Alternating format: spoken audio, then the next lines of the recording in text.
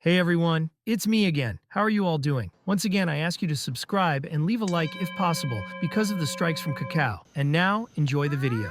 Even if no one can see it in the night sky, even if it is trapped in a forgotten gutter where no one looks, if something wants to shine and still carries light inside, then that thing can be considered a star. In front of a blacksmith shop, a blonde boy was carefully observing a beautiful sword. To Vlad, that sword still looked incredible, no matter how long he spent staring at it. Zamina, who was with him, remarked that she already knew he would get distracted by it again. Vlad asked her to stop bothering him, since it was rare for him to actually decide to take a break. She replied that people had been talking about his recent behavior, saying he had become too relaxed. Rumors were spreading that he heard voices whenever he held anything resembling a staff. In truth, that was accurate. Vlad kept having those strange experiences and wondered what kind of sin he had committed in a past life to be struck by a black lightning bolt from a clear sky. Zamina explained that the new bishop was extremely sensitive to that sort of situation and had just been promoted to Inquisitor of Heresy. That meant anyone could be thrown into the fire for almost anything. Vlad asked her to stop saying such awful things, but Zamina said she only spoke that way because she cared about him. She explained that it wasn't just one or two people who saw Vlad being struck by the lightning. Everyone was talking about it, and he could become a target of the church. But he assured her that he would not be dragged into a trial just because of a sword. Zamina suggested they buy the sword on credit, but Vlad said it was too expensive. She doubted it was that much and even offered to pay. However, he revealed the sword cost 5 gold coins. She thought that was madness, and he agreed. With 5 gold coins, one could eat and party for an entire year. Zamina couldn't believe that a simple piece of iron could cost that much. The blacksmith, overhearing this, became extremely irritated. He replied harshly, saying that people like them who came from Backstreet would never understand the value of a true weapon. Zamina then asked who would be able to buy it, since the sword was hanging out on the street. She called the blacksmith an old man and said the sword was so small that knights would use it as a toothpick. Furious, the blacksmith ordered her to leave. He called them useless brats and told them to go wash dishes or scrap wood. Zamina replied that she was a fully grown woman. Vlad asked her to stop fighting unnecessarily, but the two kept arguing until she eventually left. The blacksmith mumbled to himself that the girl had no idea how much she had helped during her childhood. He muttered that all of it was crap. Then he looked at Vlad's footprints on the ground and realized the boy had been standing there for a long time. He thought it would be difficult for him to find ambition in a place like that. He said to himself that he needed to sell his creation to someone who could leave Backstreet because he couldn't allow his work to rot there. He needed to find someone who, even living in the gutter, was capable of shining on their own. That's when the scene changed and the explanation about Sawara appeared, the logistics hub of the northern nobility. However, like every gleaming city, there was a dark side hidden beneath its light. That shadowy side was the slum area, where everything dirty and ugly was dumped. That's where the infamous Backstreet was located. Inside a tavern in this forgotten region, a mercenary was dragging a woman by the hair, shouting down the hallways and calling her a fraud. He claimed he had been a mercenary for 20 years and was furious because he had bought ineffective drugs. That's when Vlad showed up, commenting that there was never a quiet day in that place. The bald mercenary said Vlad had arrived just in time and demanded that he bring the madam of the establishment. Vlad explained that to see the madam, payment had to be in gold coins, not silver like the ones he carried. The mercenary grumbled that the service there was garbage and complained about the timer candles that didn't work either. Vlad replied that it wasn't the candles' fault if the man was too quick in his intimate affairs. Since the customer was becoming unbearable, Vlad proposed a bet. He pointed to a clock and suggested that if the candle lasted more than 5 minutes, the mercenary would win the bet. But if it didn't last 5 minutes, he could do whatever he wanted with the woman he held. However, if he lost, Vlad warned that he would beat him to death. The bald mercenary stared into Vlad's blue eyes and in that moment felt the pressure coming from him. In silence, Vlad struck a match and lit the candle. Everyone in the tavern began watching the scene closely as the minutes dragged on. When the candle finally went out, the mercenary realized that much more than 5 minutes had passed. Before he could react, the first thing he saw was a piece of wood hitting him square in the face. Vlad seized the moment and shoved him into a small back room, locking the door right after. Coldly, he warned that this would be the man's last day alive. Without hesitation, he began beating him with the stick, shouting how someone who claimed to be a mercenary for 20 years could be that fat. The next morning, while having breakfast, Vlad commented to Jorge that the candle clearly wasn't the 5-minute one. He was sure someone had tampered with it. Upon hearing that, Madame Marcella appeared and loudly asked who had dared interfere with the Sacred Rose's candle. For her, this now gave her a legitimate reason to hunt down the culprit to the end. But Vlad asked how he was supposed to find the real one responsible. candle? The answer surprised him. Madame Marcella herself confessed that it had been her who altered the candle. She explained that she only made a small adjustment, just enough to fool a few drunk idiots and make a bit of extra money. She did it often, always with the aim of making a little more profit. Later, while coming down the tavern stairs, Vlad reflected that he had beaten an innocent man because of a misunderstanding. But in the end, he was just an employee following the madam's orders. As he thought about that, he was interrupted by a group of men. The leader, Burley, stepped forward and commented that Vlad had put on quite a show the previous night, exactly when he wasn't there to see it. Burley remarked that Vlad probably managed to earn a few coins selling candles and asked if he was interested in doing more business. Suspicious, Vlad wanted to know what he was planning. Burley asked him to relax and said he didn't want Vlad to just hand over money, but to accept a proposal. Then he revealed what he meant by showing a boy who had been badly beaten, nearly unrecognizable. He said the boy was familiar, a pickpocket known in the area, and offered him to Vlad for 40 silver coins. He added that it was a real bargain for someone like that. Vlad asked how the boy's fingers and ankles were. Burley assured him they were all intact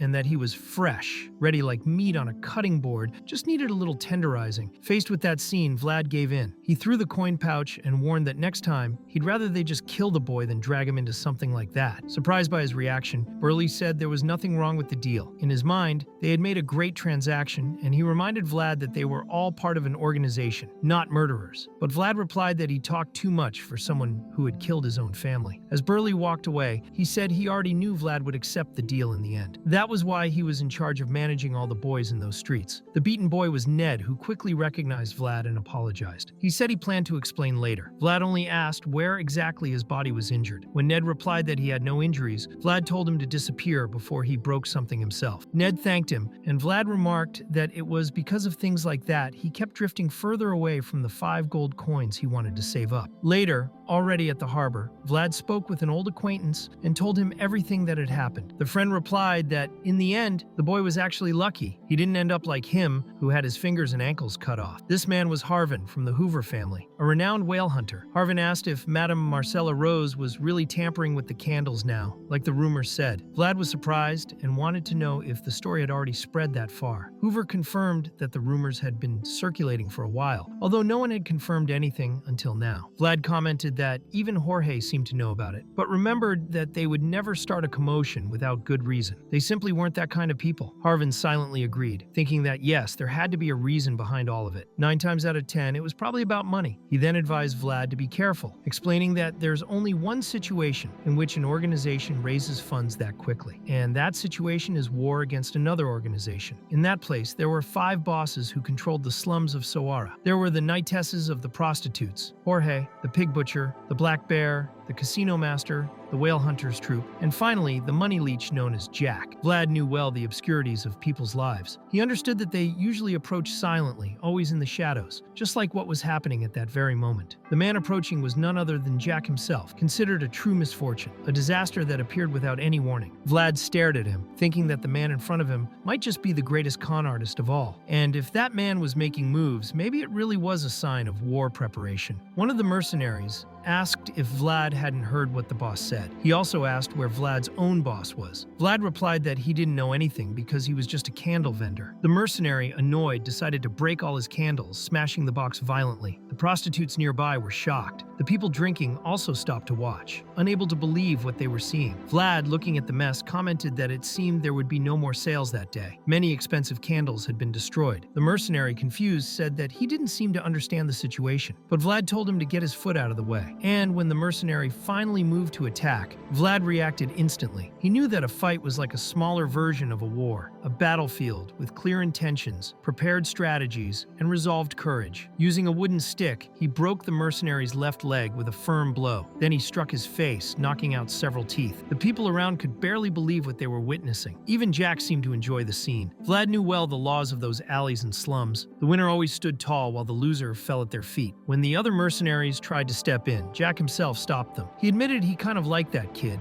He said he only had one arm, so he hoped there would be a little more understanding around there. Vlad, without hesitation, replied that he beat up everyone and didn't want to be treated like some handicapped boy. Jack laughed and said he was truly insane. He added that they could have a better talk later, in private. That's when Jorge showed up and asked what that con artist was doing there. Jack replied that it wasn't like they were great friends. Jorge then said that since Jack had brought guests, they should head upstairs. Jack said he hoped to find good meat and good wine, and Jorge assured him that there was no need to worry. Marcella rarely disappointed when it came to hospitality. And so, they all left the main hall together. Vlad sighed in relief, thinking he had narrowly escaped that mess. Later, after the conversation with Jorge, Jack returned to speak with Vlad. He mentioned that his boss hadn't held back on the praise. According to him, Vlad was someone with great character, someone worth watching. He also said that whenever he got tired of that place full of prostitutes and the smell of burnt things, he could come work with him. Vlad replied that he liked working there. He got paid, had food, and a place to sleep. Jack claimed he could offer the same or even more. He handed him a gold coin for the broken candles. He said that if Vlad chose to work with him, he could sell as many candles as he wanted. After all, there was a reason they called him a con artist. Then Jack left with his group of mercenaries. Watching them go, Vlad thought the man actually looked happy. Things must be going well for him. At that moment, Samina appeared and told him that Jorge was calling. When he arrived, Vlad was surprised to see Jorge holding a short sword. The man explained that he had planned to give it to him later, but the circumstances required it to be now. He said Vlad should keep that sword with him at all times. Just by the tense mood in the hall, Vlad understood that the conversation between Jorge and Jack had been a disaster. Jorge then stated that Vlad's job was no longer to sell candles. When Vlad asked what he would be doing now, Jorge replied that he would begin collecting money and patrolling. He revealed they had received evidence that Jack was recruiting former knights, men like himself, who had once been knights and now lived in the slums. According to him, Jack already had an overwhelming number of men, and even for someone like Jorge, facing that many warriors was a challenge. However, by bringing in knights and swordsmen of equal strength, the balance of power had simply been broken. That was why they were now at a disadvantage, and precisely for that reason, they needed Vlad's help, who would soon receive his first mission. At that moment, Vlad remembered Harvin, his friend who worked for Hoover. Harvin was disabled, with no fingers and unable to walk, but still incredibly clever. He had taught himself languages and mathematics, and now used his knowledge working for Captain Hoover. Thinking about that, Vlad understood that learning comes from effort, and that knowledge always leads to better places. While training with his wooden stick, simulating a sword, he heard a voice suggesting it might be better to narrow the elbow angle when swinging downward. It was a new movement. Vlad grumbled that some nonsense like that always popped up whenever he swung a sword. The truth was that a month earlier, after being struck by black lightning, he had started hearing a voice inside his own head. Demonic whispers would appear whenever he wielded a sword or anything similar. Vlad often told himself it would be better to buy holy water before buying a real weapon. He chose to ignore the voice because the more he tried to reply, the more it seemed to cling to his mind. So he focused. He just needed to give his best, channel all his strength, and strike. But at the moment, he attempted another swing. The voice guided him, and the attack came out much better. This time, it didn't feel like a curse. It was as if he was being shown the true path of the sword. That made him wonder what the hell was inside his own head. Later that night, near the icy mountains, a knight was wiping blood from his blade. He murmured to himself that old age had finally arrived. When he noticed someone approaching, he asked if the person was an idiot.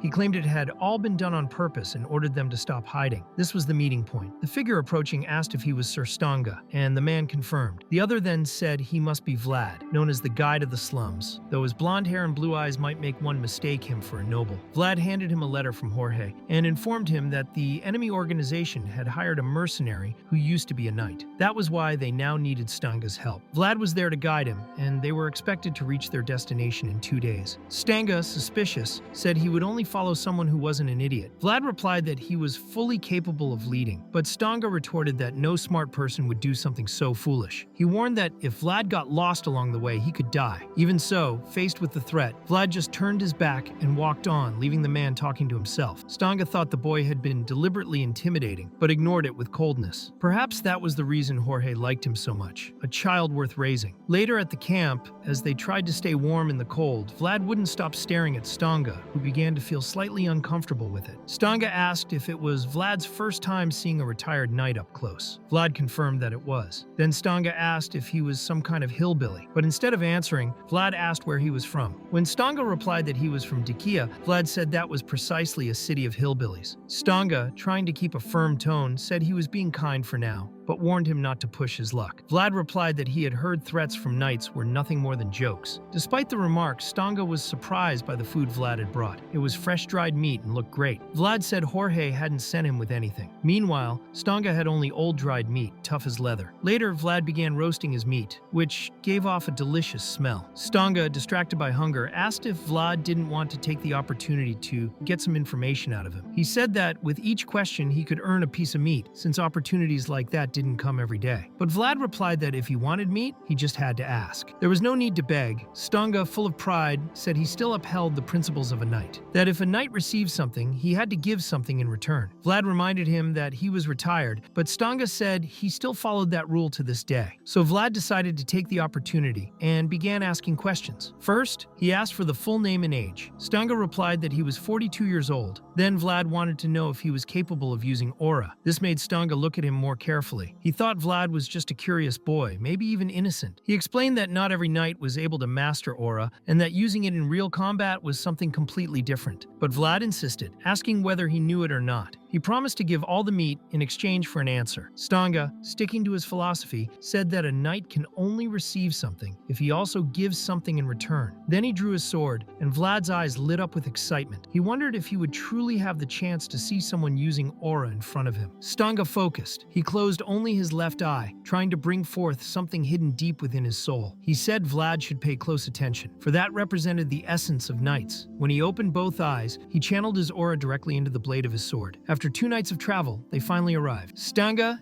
exhausted, commented that he felt like a beggar, a vagabond. Vlad replied that around here it was better to look like a beggar than a knight. But Stonga explained that he wasn't talking about appearance, but about mood. He said that even in that condition, he still held the pride of a knight. Then he wanted to know why they had to go through such a narrow hole. Vlad explained that his mission was to guide him in secret, and that's why they couldn't use the main gate. As they walked through alleys and side streets in the slums, Stonga commented that the silence of the night was bothering him. Vlad replied that it was usually like that at this time. However, just ahead, they came across a different scene. Stonga asked if that was really common at night. Vlad said no. What they saw before them was a massacre. Deciding to act strategically, Vlad said they should split up. He told Stonga where the back door was and said he would go in through the main gate himself. He said it was better to divide the enemy's attention and that they would meet later. When Vlad reached the tavern, he found the place completely destroyed, but both Jorge and Marcela were still alive. Jorge, relieved, commented that it was good to see him alive. He explained that the swindlers had attacked first. Those with a lot of money were on another level. It had been a long time since he had faced someone on the same level as a knight, and the result had been devastating. Even wounded, the most important thing now was to know if Vlad had brought Stonga. Vlad replied yes. He said he was coming through the back door and should have arrived by now. Jorge, determined, said they would counterattack the next day. This time, they would end it all. Then he asked if Stonga was really good. Vlad confirmed, saying he was competent, a good person, and a knight capable of using aura. At that moment, Jorge, surprised, stopped and wanted to confirm what he had heard. He asked if Vlad was being serious. He wanted to know if he had really seen Stonga use aura with his own eyes. Vlad confirmed that yes, he had seen it with his own eyes. At that instant, Jorge drew his sword and said that Stonga never knew how to use aura. It was then that the knight, pretending to be Stonga, appeared. He said it had been so long since he had last seen Jorge that he almost didn't recognize him and commented that he had changed quite a bit. Jorge, suspicious, asked why he had come to find him just now. The knight replied that Count Gaidar had passed away. The news hadn't yet been officially announced due to certain complications, but it would become public soon. After serving himself some liquor, he raised a toast in honor of the lamented late Gaidar. Jorge's reaction was immediate. Filled with rage, he lunged at the false knight, slicing a glass in half with his blow. The other knight, however, dodged easily and finished the toast, now exalting the new count, Sigmund of Gaidar. Jorge, furious, shouted that Godin wouldn't get away with this. After exchanging sword strikes, Godin revealed the reason for his visit, to bring back the deserter, knight Jorge. But Jorge refused, saying Sigmund would never be his lord. Godin, calm, replied that Sigmund didn't expect him to return willingly either. In fact, he didn't even want that to happen. That was exactly why Godin had been sent. The fight intensified. As the two exchanged fierce blows, Vlad took the opportunity to get Marcela out of there, since the situation had become too dangerous. When they returned to the tavern, Burley appeared and asked what was happening upstairs. Realizing the severity of the situation, Vlad ordered everyone to evacuate immediately. But it was already too late. Jorge, gravely wounded, crashed through one of the wooden walls and fell from the upper floor. Godin, descending right after, mocked the fall and said Jorge always made naive decisions. Faced with the image of their fallen leader, the people froze. Only Vlad reacted, drawing his small sword with determination. However, the boy's attack was easily blocked and completely ignored by Godin. Jorge, even as he was nearly finished off, managed to dodge the blade at the last moment. Godin then asked why he simply hadn't obeyed that day. Jorge replied that he was not a dog to follow orders. But Godin, without hesitation, said he was wrong. He said Jorge was a knight, and knights follow orders. The people around, seeing Jorge in that state, began to gather, ready to defend him. Godin, however, remarked that the night had already gone on for too long. He just wanted to rest. As Vlad came down the stairs to face the situation, Godin began channeling aura into his blade. Vlad shouted for him not to do it, but it was too late. Godin unleashed a brutal sequence of aura-imbued slashes, so powerful that they not only struck the people present, but completely destroyed the interior of the establishment. The entire building collapsed on top of Vlad, and when he emerged from the rubble, all he found was a massacre. Everyone was dead. Among the bodies, Vlad saw Jorge. He remembered that Jorge had been the first to extend a hand to him, even when he was just a lost boy in the filth of the alleys. Jorge had been the first to recognize him as someone strong, but now, before his eyes, Jorge's body was being dragged by Godin, reduced to a severed head. And at that moment, everything inside Vlad shattered. The pain, the fury, and the despair fused into a single impulse. He charged forward with such force and speed that even Godin was impressed. That was the true path of the sword, and he wondered how it was possible for a child from the gutters to walk that path with such precision. Godin admitted the boy was impressive, but still retaliated with a precise kick to the stomach, sending the boy flying across the tavern. Watching that, Godin remarked that the boy must have been born with the path of the sword inside him. He couldn't believe anyone could instinctively survive a situation like that. Meanwhile, that inner voice inside Vlad advised him to take a deep breath, reminding him not to waste the opportunity. Godin, in turn, reflected that ending such a promising talent so early would be a waste. Perhaps the boy could return in the future with an even sharper blade. At that moment, Godin remembered Jorge, the man who had trained him, who always said that watching people with potential was a pleasure. Approaching Vlad with a merciful expression, Godin said that a knight only demands a fair price. Then he returned all the stolen dried meat, explaining that his name was not Stanga, nor was he 42 years old. Therefore, he was giving everything back. However, the fair price for that fight, according to him, would be taking Jorge's head. For him, that was enough as payment for the victory. Vlad, furious, promised that one day he would kill him. But Godin remarked that, with the way Vlad's life was now, he couldn't demand anything more than a handful of dried meat. In response, Vlad swore that he would kill him someday, calling him a bastard. He just needed to wait. Later, Zemina was helping the staggering Vlad leave the city. Even wounded, he kept moving forward. When he collapsed to the ground, Marcella appeared and told him to get up. She asked if he wanted to die right there. Since Vlad didn't react, she slapped him across the face and ordered him to pull himself together. She explained that the difference between the people from the city center and the losers from the slums was opportunity. The privileged could recover even after failure. They had ways to deal with it. But those from the slums, like Vlad,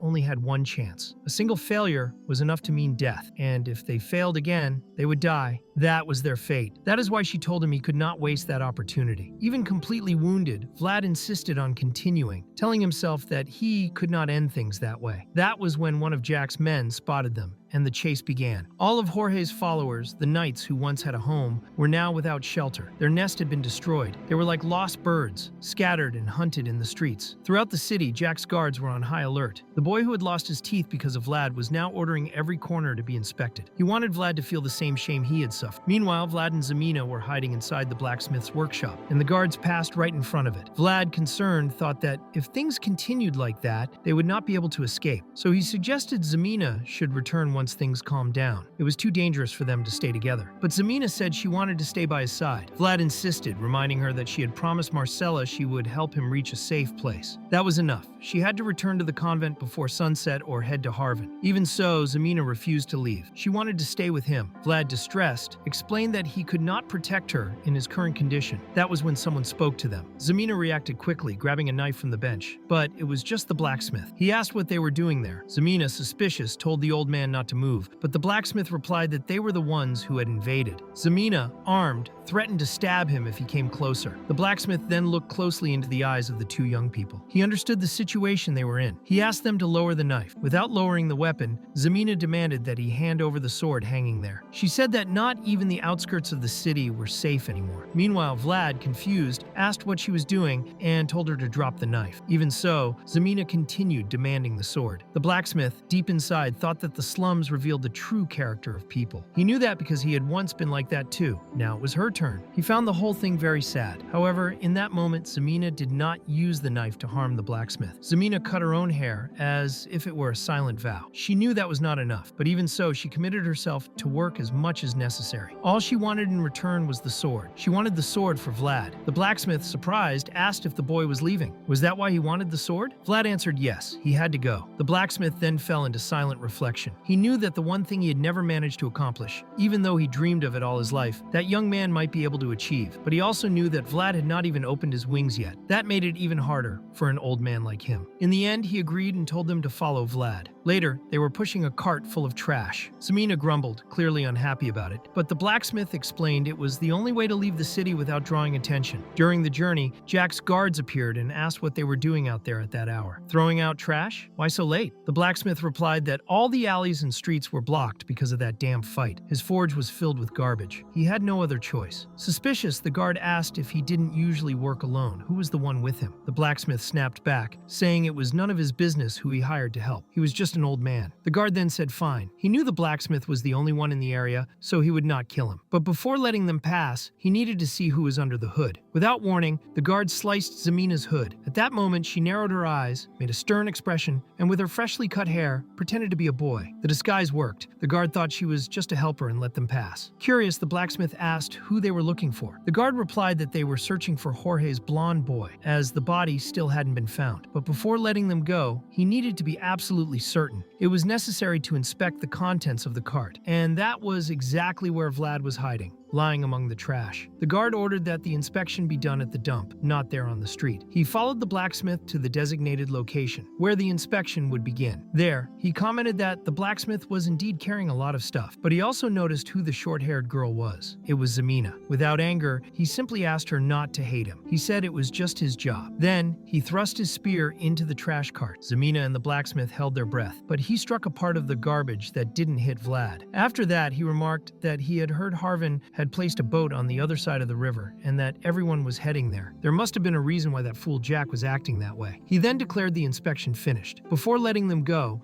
the guard, named Watt, said that this favor was payment for the 40 silver coins his brother Ned owed. Vlad, still hidden in the trash, mentally thanked Watt. They finally reached the city dump. The blacksmith knew that place concealed a secret passage outside the walls. It was the only possible route. Zemina then said goodbye to Vlad, telling him he had to survive. With no time for further goodbyes, Vlad was thrown between the garbage ducts. And it was in that moment, in the midst of darkness and foul smells, that a star shone above him. Later, in an improvised camp inside a cave, Vlad, still recovering, asked if that voice inside him could hear him. It answered yes, but said it didn't know who he was. Vlad said he still had a lot to learn about swords, but he didn't know who that voice was. Even so, he thought that was better than nothing. He asked to be helped, and promised he would help in return. He said he wanted to recover his memories, so he asked that the voice become his sword. Even if it was a demon, he wouldn't care. What really frightened him was the idea of being nothing. The voice replied that it was fine. It would speak. It would tell him everything about his sword. Meanwhile, in a war camp set up by the Bayezid family, Joseph Bayezid was analyzing the battlefield. He thought that the strategy seemed too easy, which made him uneasy. His loyal knight Jaeger returned and quickly noticed that his master was suspicious. Joseph confirmed it, saying everything seemed too easy, suspiciously so. Jaeger reported that the attack against the monsters had gone smoothly. The number of casualties was minimal. All the soldiers were mercenaries, and even so, there had been no desertions or failures. The result had been perfect, with no setbacks. Joseph didn't see this as a victory. To him, when everything happens without variables or mistakes, people start doubting your skills as a commander. His father would certainly suspect something, and his older half-brother, Rudiger, born of another mother, would surely use this against him.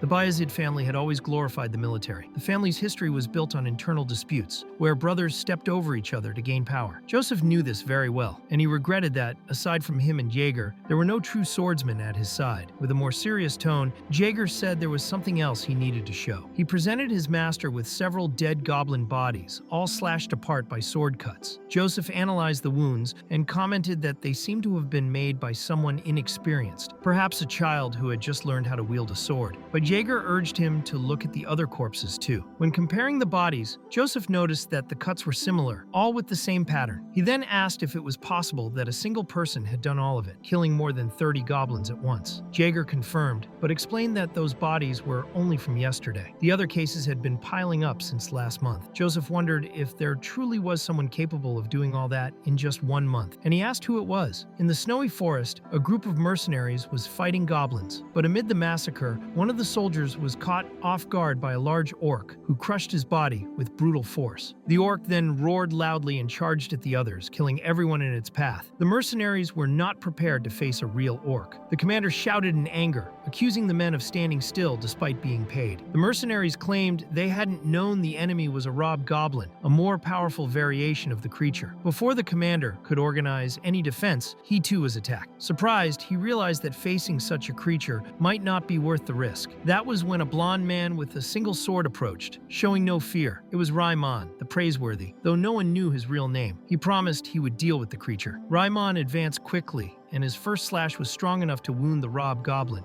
But he realized it had been too shallow. A voice inside him ordered him to dodge, and he managed to do so at the last second. Even so, Raimon was frustrated. He admitted to himself that he had failed again. The voice that guided him called him an idiot, reminding him that even now he was not able to do it properly. Vlad, on the other hand, thought he was no kind of genius. He was just following a longer path toward victory. The rob goblin, despite its overwhelming strength, was not fast enough. Vlad could dodge everything, and after evading a brutal strike, he finally had a chance to prepare his counterattack. His pressure was so intense that even the creature showed fear. But at the last moment, the one who delivered the final blow was Raimon, the praiseworthy. He killed the creature. Joseph Bayezid ordered Jaeger to investigate this so-called Raimon, the praiseworthy, immediately. To him, none of it made any sense. The cuts on the bodies were crooked and careless, looking like the work of a beginner. Still, someone believed that this kid was walking the path of the sword in just 1 month. Joseph concluded he had to be some kind of genius. Later, the mercenaries were collecting the bodies across the field, commenting that despite being mostly scraps, some goblins were still salvageable. One of them praised the captain, saying he had been great once again. But Vlad told him to stop the pointless chatter and keep hauling corpses. The mercenary, relaxed, said he had already done his part and asked what Vlad planned to do now. He wanted to know if he could keep working with him, with his swordsmanship and sharp mind. Vlad replied no, that he did not work with swindlers. But the mercenary insisted, saying that the mercenary plate Vlad wore could not stay the way it was. He mentioned knowing someone very good with forgeries. That was when Vlad warned Goethe, the talkative mercenary, that he should know people who talk too much die young. Goethe, still laughing, said he was only saying that for his own good. A shame he didn't want to listen. Vlad told him to shut up and keep cleaning. As soon as Goethe left, Vlad thought that one day he would have to teach that guy a lesson. Soon after, the other mercenaries noticed that he was heading off to pray again. They truly believed that Raimon, as they called him, was a devout man. But Vlad, standing in the clearing, was not praying. He was muttering to himself, frustrated, saying he had failed to kill the rob goblin with a single strike. He cursed aloud. His master, the voice in his mind, immediately scolded him, called him a fool, and explained that the principle of 1 strike, 1 kill depended on the element of surprise. When he raised the sword, he had to act. When he swung it, he had to do it with intent. It was an art of precision. Vlad, impatient, questioned whether he was supposed to understand all that nonsense. As he grumbled and mentally cursed his master, the other mercenaries, watching from a distance, imitated him, sincerely believing he was deep in prayer. Back at the camp, Vlad asked what kind of meat they were eating. Gu, one of the soldiers, replied that he didn't know, but at least it filled the stomach. He commented that it was rare to find a boss who provided food, so the best thing was not to complain. Another mercenary agreed, saying it was better than nothing. Vlad then told them to enjoy it while they could. After the meal,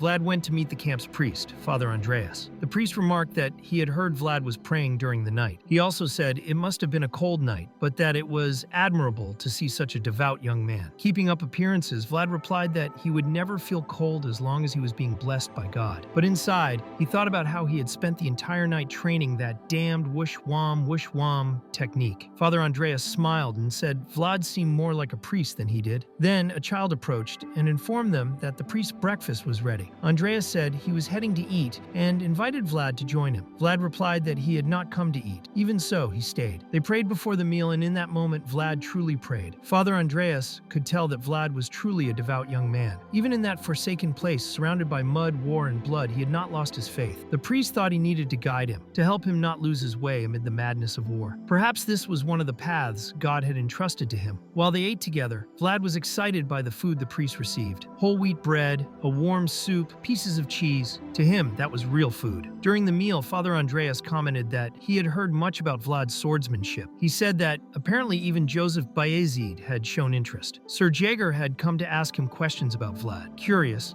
Vlad asked what the priest had said in response. Andreas told him he had directly recommended him to Joseph himself. He was eager to see how that boy would grow. The Bayezid family was a renowned noble house in the north, and just working with them already opened up valuable opportunities. According to the priest, Vlad had every right to be in a place like that. Later, during one of his so-called prayers, which were actually conversations with his inner sword master, Vlad commented that he seemed to be becoming too well known. The master replied that there was no alternative. Of course, his swordsmanship could only be learned with excellence. Perhaps the mistake had been getting too close to the priest, but Vlad responded that he needed to make sure the man was not evil. The master then asked if Vlad was sure Father Andreas was not a threat. Vlad confirmed. He said the priest had enough of a reputation to become a bishop, and if even he had not sensed any demonic presence, then everything was fine. He also stated that his master was not a demon. Then he asked whether, given all that, they should run or try talking to Joseph. The master reflected that perhaps Joseph would overlook his false identity, since his sword skills were too good to discard. But Vlad pointed out that eventually they would discover he had killed one of the mercenaries who was stealing supplies. He would be accused of forging his identity and committing murder. The master sarcastically said that Vlad was quite wicked, and Vlad replied that he had been an accomplice too. The master commented that maybe running was the best choice. Claims of self-defense only work when there are witnesses. Vlad then decided they would flee that very night. He would look for Goethe so they could escape together and get a new forged plate. But the master quickly warned him. Someone was approaching, and not just anyone. It seemed to be at least an advanced knight. Vlad immediately raised his sword, but to his surprise, it was only Jaeger who was impressed the boy had sensed his approach. He said that Sir Joseph wanted to meet him. In that moment, Vlad thought he should have fled when he had the chance. If he did not act perfectly now, he might end up dead. Even so, he replied firmly that it would be an honor to meet Sir Joseph. Jaeger asked if he had known they were coming. Vlad said yes, that he had heard it from the priest, but did not expect it to happen so soon. Jaeger continued to be impressed by the boy, as he did not seem intimidated. He then led him to Joseph. The inner master warned Vlad not to try escaping now. A knight like Jaeger could kill him effortlessly, and Vlad understood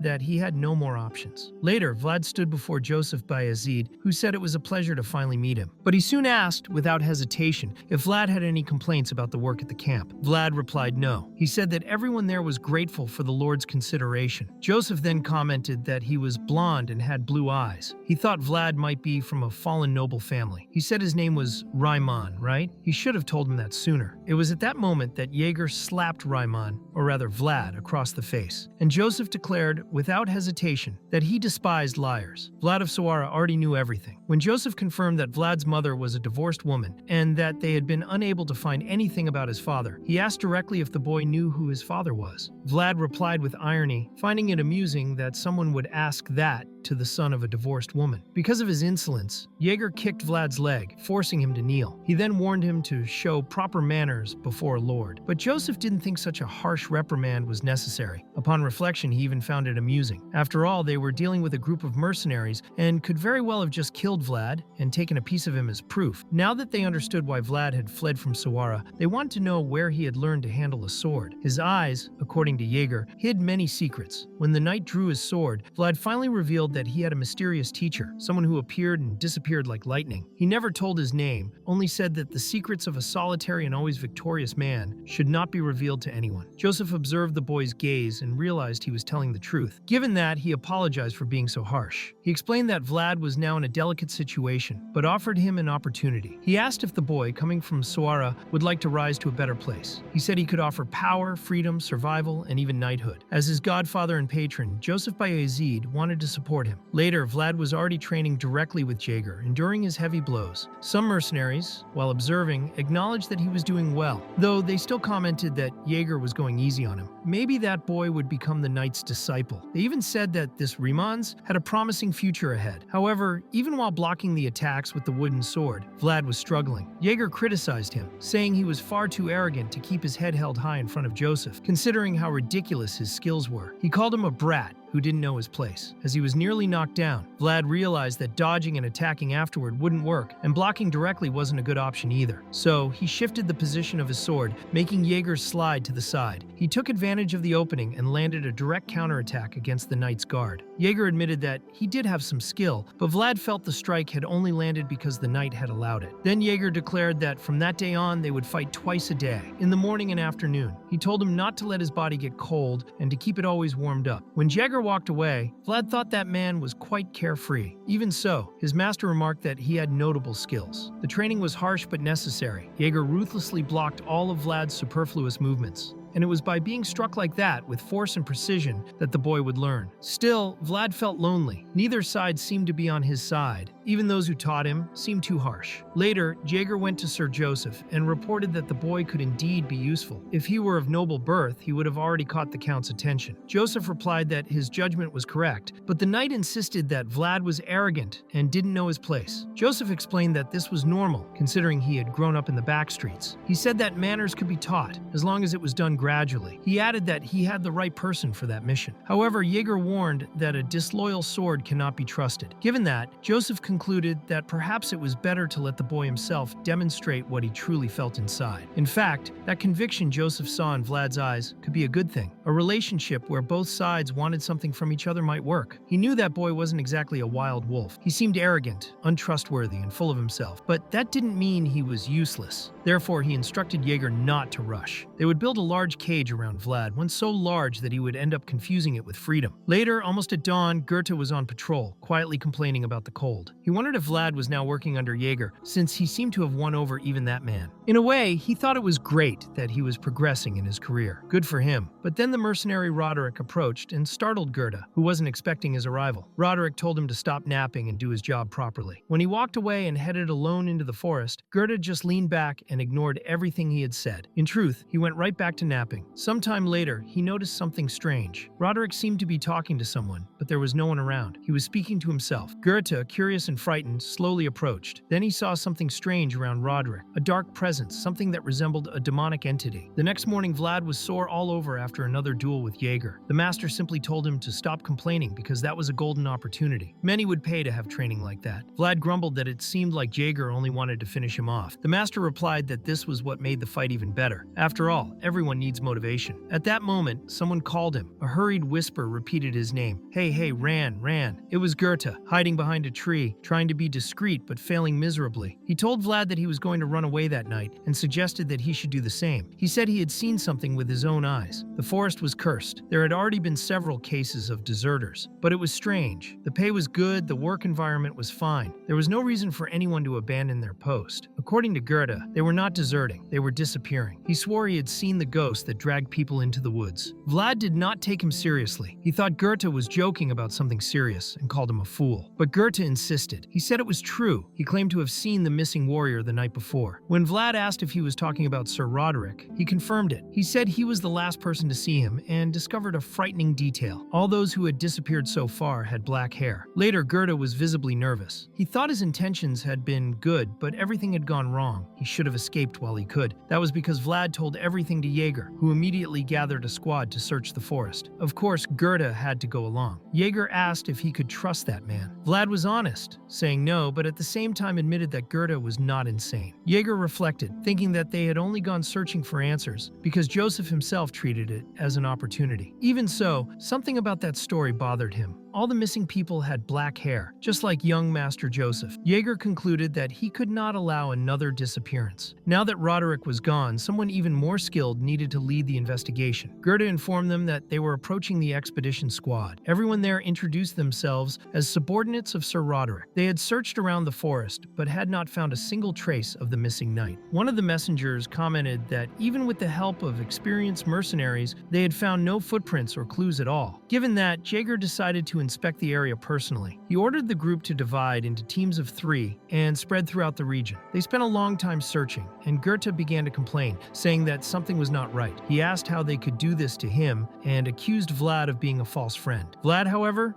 told him to stop talking nonsense and focus on the mission. He said that if they found something, he might be rewarded later. Despite their efforts, they still had no results. Jaeger complained about the group's uselessness. Vlad, in turn, explained that he was from the city and had no experience searching for people in a forest. Jaeger, curious, asked how he found missing people in the dark alleys. Vlad replied coldly that in the city, you would grab someone who might know something and beat them until they told the truth. Simple as that. Jaeger once again said that he was useless. The sun was already setting, and Jaeger thought that perhaps they would have to end the search like that. But then he spotted a frozen lake and asked if anyone had looked on the other side. Goethe replied that, as far as he knew, no one had crossed the lake because it was not part of the expedition's route. Jaeger thought that maybe that was their last chance and ordered all mercenaries to gather and cross. As the men assembled, Vlad stepped onto the lake and realized it was not completely frozen, but solid enough for them to cross carefully. When everyone gathered, Jaeger announced that they would expand the search to the other side of the lake. He said they would divide again into groups of 3 and cross in small teams, so as not to strain the ice. The group crossed cautiously, avoiding sudden movements, fearing the ice would give way. Even so, Goethe had a terrible feeling. Being weak, he relied on intuition to survive, and at that moment, he clearly felt that they should not cross the lake. Vlad replied that he did not know about Goethe's intuition, but he was sure of one thing. If he ran away now, even death itself would not be peaceful. He said that, being the only witness, he could not escape that scene and ordered him to follow right away. Goethe, frightened, replied that no matter what he said, he was making a mistake. Even so, he asked if the lake could break apart. Vlad answered yes. The longer they stayed on top of the ice, the worse it would get. Terrified, Goethe lay flat on the ice to spread the weight of his body. But his fear grew when he looked down and saw what was beneath the surface. There, frozen under the lake, were the bodies of all the missing men. All of them had black hair. As soon as they realized that, the ice suddenly cracked and the corpses emerged. They had come back to life, transformed into a horde of zombies. The mercenaries, terrified, asked Jaeger what they should do. Stunned, he finally understood that it was all a trap, most likely created by some witch. And then he noticed the most terrifying detail of all. Night was approaching, and that was precisely the time when those creatures became even stronger. Meanwhile, far away, Father Andreas was performing one of his nightly prayers. In the middle of it, he felt an unexpected chill. He opened his eyes and sensed that a demonic energy was drawing near. Close to Joseph's camp, the same apparition that had dragged the men into the forest was now roaming again. It filled the area with a dark and powerful aura, heavy with malevolent magic. At the same time, Goethe was almost caught by one of the zombies. He barely had time to react before the creature's head was sliced in half with a single precise strike. It was Vlad moving swiftly with his sword technique, cutting down every zombie in his path. The creature's limbs flew in all directions, and Goethe, still terrified, could hardly move as he watched the scene. Vlad ordered him to grab a spear and stand up, calling him useless. His master, noticing the tension, calmly advised him not to get angry. He said that all he needed to do was pick a direction and strike. Just that. It was simple but necessary to survive. As the two of them fought against the horde, Vlad realized he could not keep advancing alone. He wondered if Jaeger was doing all right. On the other side of the battlefield, Jaeger was also dealing with the zombies easily. However, the other men were not as fortunate. Many were being caught and bitten by the creatures. At that moment, Jaeger realized, too late, that the whole thing was a trap. He did not know who had planned it, but the target was clear. He could not hesitate any longer. Channeling his aura, he destroyed every enemy before him. Jaeger's determination inspired the mercenaries, who began fighting the zombies with renewed strength. Then he shouted for Vlad of Sawara to fulfill his contract. The mission was simple: return to the camp and protect Sir Joseph. Vlad acknowledged the order with seriousness and told Goethe to follow him immediately. Jaeger, meanwhile, prayed silently that the boy would arrive in time to protect Joseph. But as he continued fighting the other zombies, he suddenly came face to face with someone he knew very well. It was Roderick, now turned into one of those creatures. With sorrow in his heart, Jaeger apologized for being late before engaging him in battle. At the same time, at Joseph's camp, one of the knights, Vordan, arrived in a hurry, saying there was an emergency. But Joseph, upon seeing him, immediately realized that he had come without even checking the situation properly. To make matters worse, Vordan had forgotten his sword. Realizing his mistake too late, the knight apologized to his master. Moments later, other knights arrived at the camp, accompanied by Father Andreas. Joseph asked if he understood what was happening. The priest replied that he did. He said it was a great evil and showed something deeply troubling. His Bible, written in sacred ink, was trembling as if struck by a storm. It was a clear sign that they were not facing an ordinary enemy. It was a demonic presence, and the holy book was reacting to it. Andreas, though not an exorcist, declared that he would unleash all the divine power he possessed. Even so, he admitted that he did not know whether it would be enough to defeat such an evil being. Joseph then reflected on the knights by his side. None of them had yet created their own world of the sword, nor had they mastered aura. Still, they were his only options. So he set out with them, having no other choice. Soon after they left, a thick fog arose. That mist began to spread through the camp, enveloping the bodies of the other mercenaries. One by one, they were being turned into zombies. Joseph realized that the fog caused delirium and hallucinations. Father Andreas confirmed that it was definitely unnatural. At that moment, a dreadful voice echoed through the air. It called for its son, asking where he was. Everyone heard it, and when they saw where it came from, they were horrified. It was a woman with long, straight black hair. Her eyes were empty and her mouth, unnaturally wide, stared directly at Joseph. In a macabre tone, she said that she had finally found her son. Before the creature could approach, a burst of divine power struck her head on. Her body began to burn, proving that, at least for now, it was still possible to resist the evil drawing near. Father Andreas and his apprentice were reciting sacred verses with all the faith they could muster, trying to contain the malevolent presence before them. But Joseph, watching closely, realized that it would not be enough. The knights without aura had already fallen, overwhelmed by the creature's power. Even with divine light falling upon her, the cursed woman still stood. It was evident that she was not an ordinary being. She was a curse, and Joseph understood that it was a curse directed specifically at him. Deep inside, he wondered who on earth could have done such a thing. At that moment, young Jean, Andreas's apprentice, fell to his knees, exhausted from the effort. The creature nearly broke through the divine barrier, but the boy, with courage, resumed his chanting with everything he had left. Joseph saw that the two were at their limits. The sacred hymn would soon end, and sunrise was still far away. It was only a matter of time before everything collapsed. Then Joseph saw someone approaching through the zombies. It was Vlad, who had followed his own path of the sword toward that demonic creature. Determined, he was ready to face it. But his master warned him. He explained that the entity had been animated by a curse and that an ordinary sword could not harm it. He asked if the boy was capable of using aura. Vlad replied with irony, making it clear that he was not exactly prepared for that. The master then said there was another way, but he needed permission. He asked Vlad to lend him his body for a moment. He knew how to use aura, but was uncertain whether he could manifest it through the body of an inexperienced youth. Even if he succeeded, the effects would be severe. Vlad would be unable to move for a while, and it would greatly damage his health. The master did not recommend it, but Vlad answered that he had no choice. If he did not defeat that creature now, only God knew what might happen. The master acknowledged his courage and said that this was the true path of the sword. Vlad then made a promise to Joseph. He said he would do what needed to be done, no matter the price. The master respected that decision. He temporarily took control of the boy's body, and Vlad soon felt the side effects of possession. As he approached the creature, the master told him to close his right eye. As soon as he obeyed, the world of voices was invoked. A great storm of lightning fell upon the field, surrounding Vlad's body and his blade with divine power. Then, with a thunderous strike, he cleaved the creature in half before everyone's astonished eyes. But the effort took its toll. Vlad collapsed shortly after, feeling the crushing weight of that devastating power. Using that ability had been extremely dangerous for his body. Joseph, watching him, clearly recognized the traces of aura. He did not know how Vlad had done it, but it was evident that he had paid a very high price. Even so, the creature was still alive. Though it had been split in two, it crawled toward the boy. Joseph ran to help and ordered Father Andreas to continue the hymn without stopping. He tried to lift Vlad, but at the last moment he was grabbed by the leg. The creature still had the strength to strike. It was then that Vorden, who had been useless until that moment, appeared. As a final act of redemption, he threw himself over the two of them and pushed them away toward the barrier of the divine hymn. Joseph, surprised, admitted it was the first time he felt glad to have Vorden by his side. As soon as he managed to stand up,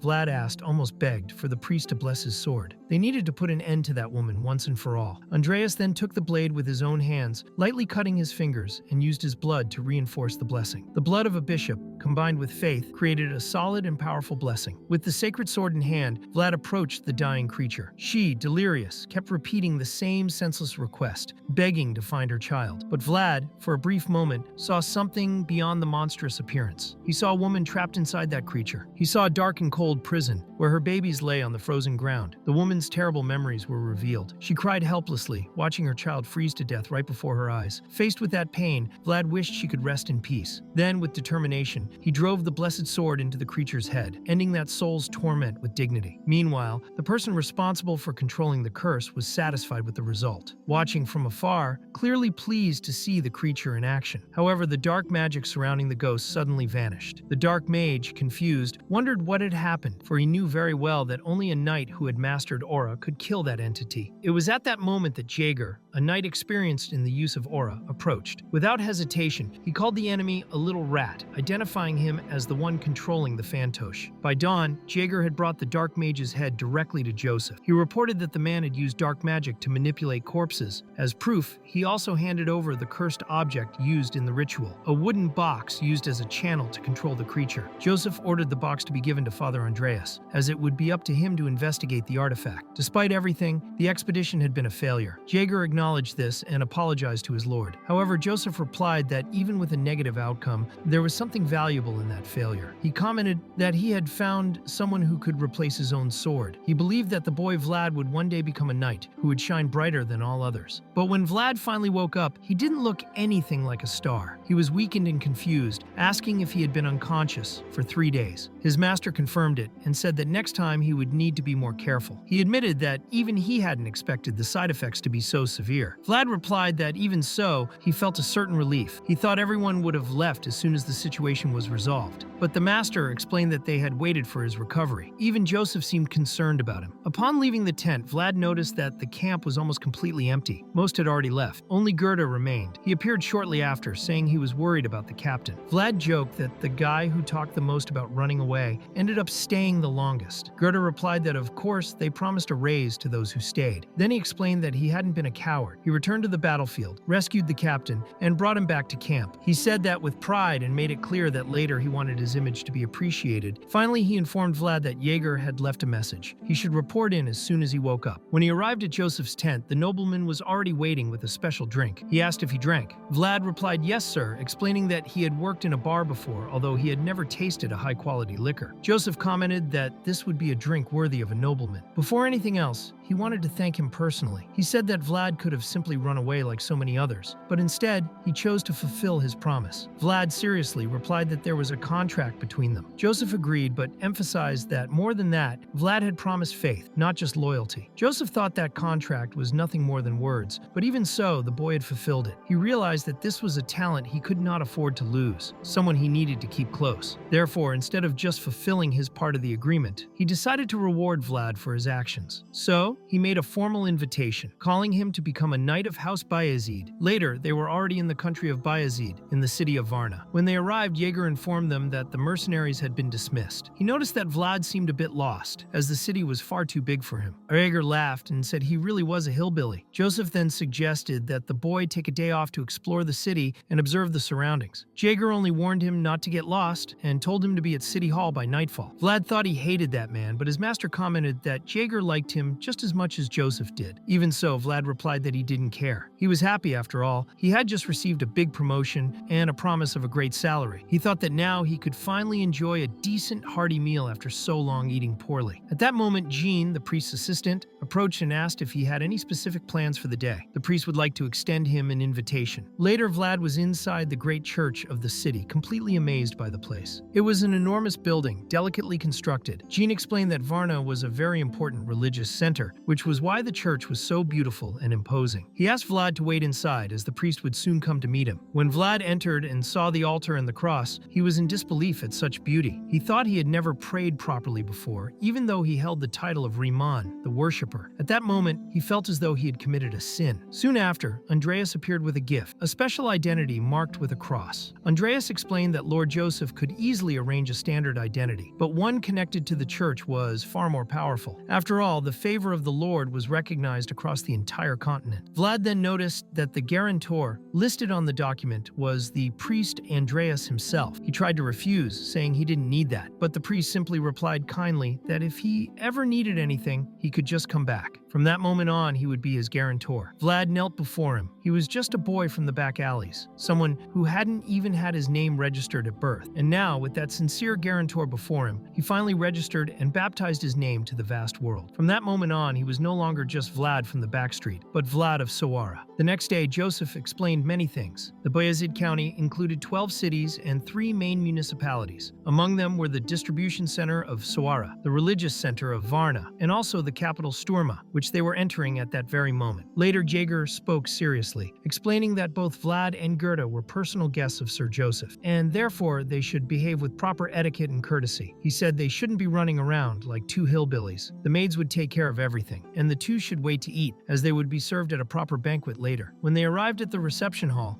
Gerda was immediately impressed by the wealth of the place. He said that the Bayezid family really wasn't playing around. Then someone approached, commenting that he had never seen anything like that before, and asked who those two were. Vlad, observing carefully, noticed that the man looked somewhat familiar, but the aura he gave off was completely different. It was intense, as if he could kill with a single glance. Goethe then introduced himself, saying he had accompanied Sir Joseph's expedition, and at his side was Vlad of Sawara. The man said it was the first time he had heard that name and noted that the blonde boy had a fierce look. Even faced with that intimidating aura, he showed no sign of fear. It was rare to see someone remain so firm in that situation. Joseph, watching everything, thought he had found someone truly useful. He liked the boy and casually asked if he would like a peanut, but Vlad replied that Jaeger had instructed them not to eat anything before the banquet. Goethe, upon hearing that, was shocked and asked if the lunatic was really rejecting food from that man. Even the host himself seemed confused. And so occurred the first remarkable act of Vlad of Sawara in the House Bayezid mansion. He refused the peanuts offered by Rudiger, the eldest son of the Count. Rudiger, unfazed, commented that the peanuts were excellent, but the boy didn't want them. That was fine. Meanwhile, Joseph went to his father to present the report, and Count Bayezid also became curious about this so-called Vlad. He remarked that none of the new faces were particularly noteworthy, except for Jaeger, who, according to him, had been brought in by his own mother. He said that if it were possible to turn Vlad into a knight as skilled as Jaeger, he would reward his son for that as well. Joseph thanked him for the kind words. The Count, with seriousness, acknowledged that perhaps his son's sword was not the sharpest, but reminded him that he was in Bayezid and should never forget that. He then dismissed his son. As soon as he left, the Count commented to his secretary that they should arrange some medicine for him. He believed it would do him good. He was certain that his son would be grateful and that Lady Oksana, Joseph's mother, would also appreciate the gesture. The Count said that woman genuinely cared a great deal for her son's well-being. He then asked the secretary Ragmus what he thought of the report. Ragmus replied that it should be taken very seriously, as strange events were happening one after another. The Count agreed and said he needed to find out who was behind it all. Evil acts were being committed within his own lands. Ragmus then mentioned that messengers from Varna had brought troubling reports. There were signs of resurrection of the dead, combined with the use of cursed techniques. He suspected the involvement of masters in dark magic. The Count considered the possibility of a powerful organization being behind it, but made it clear that it changed nothing. House Bayezid was unmatched and unshakable. They were ready to do whatever it took to remove any obstacle in their path. He declared that he hoped to find those bastards soon. Anyone who dared put his son in danger or stir up trouble in his land would pay dearly for it. When night fell, Joseph finally met with the two boys. He told Gerda they would discuss his reward the next day, and a maid would lead him to his room to rest. Vlad, however, stayed behind to talk a bit longer. Joseph admitted that Vlad had saved his life, and for that reason, he had decided to devote his sword to him in his future. At the same time, he also understood the need for freedom that the boy expressed. Declaring loyalty to someone while desiring freedom was, in a way, contradictory, but he intended to make things clear. Joseph asked what exactly Vlad planned to do with the freedom he longed for. If he shared that, perhaps it would be possible to figure out the best offer to make. Vlad, staring at the moonlight, calmly asked if Joseph knew a knight who resembled the light of the blue moon. His name was Godin of Gaidar. Even Joseph was taken aback upon hearing that name. Joseph had thought Vlad was just another ordinary boy, but now he realized that he had an extraordinary past. He then asked if the unidentified man who had destroyed the tavern was Godin of Gaidar. Vlad, without hesitation, confirmed it. He would never forget that man, not even for a second. He was the one responsible for killing his savior and destroying the world Vlad had tried to protect. Joseph said that, unfortunately, he could not help him with that. Godin was far beyond his influence. Vlad had expected that answer. He knew that Joseph, even as the son of a count, had his limits. Still, he was grateful that he had spoken the truth, so Joseph proposed modifying the contract between them. He would offer Vlad a 7-year agreement. To do this, he set aside the pride he carried as a nobleman. It was an important decision that showed humility and vision. Vlad, in turn, did not understand much about noble contracts, but he had the feeling that this was something unprecedented, especially since Jaeger looked visibly irritated. Joseph promised a brilliant future. He said that during those 7 years, he would clothe, feed, and train Vlad, turning him into a true knight. Naturally, Vlad felt drawn to that offer. In return, Joseph required only his loyalty. However, he made it clear that he could do nothing about Godin of Gaidar, for now. On the other hand, there were other matters he could address. He mentioned that he had heard rumors about the alleys of Sawara. The Germanian child seemed to be involved with a sect or mysterious curious pact. He then asked what Vlad believed could truly be achieved with just a sword. He said the sword could be the sharpest weapon in the world, but each person also had their own weapons, unique and personal. He wanted to know what Vlad thought about that. Later on, Joseph commented that Vlad was seeking something greater. Jaeger, curious, asked if there was a specific reason why he was becoming so attached to that child, since he wasn't the only useful one around. Joseph explained that all children had potential, but not all of them would bloom. That depended on many factors. He believed that Vlad was beyond any expectations. He had witnessed the boy's power with his own eyes. Jaeger, on the other hand, remarked that Vlad was not only unpredictable, but also rebellious. He said it wouldn't be easy to deal with him. Joseph replied that 7 years was not a short time. It would be enough to tame him, soften him, and shape him. Jaeger, accepting the responsibility, promised to do his best. The Lord then commented that, at first, he thought Vlad was just a useful wolf, but now he saw that he was a wolf chasing his own moon. The next morning, Vlad was taken to his new room. It was private, clean,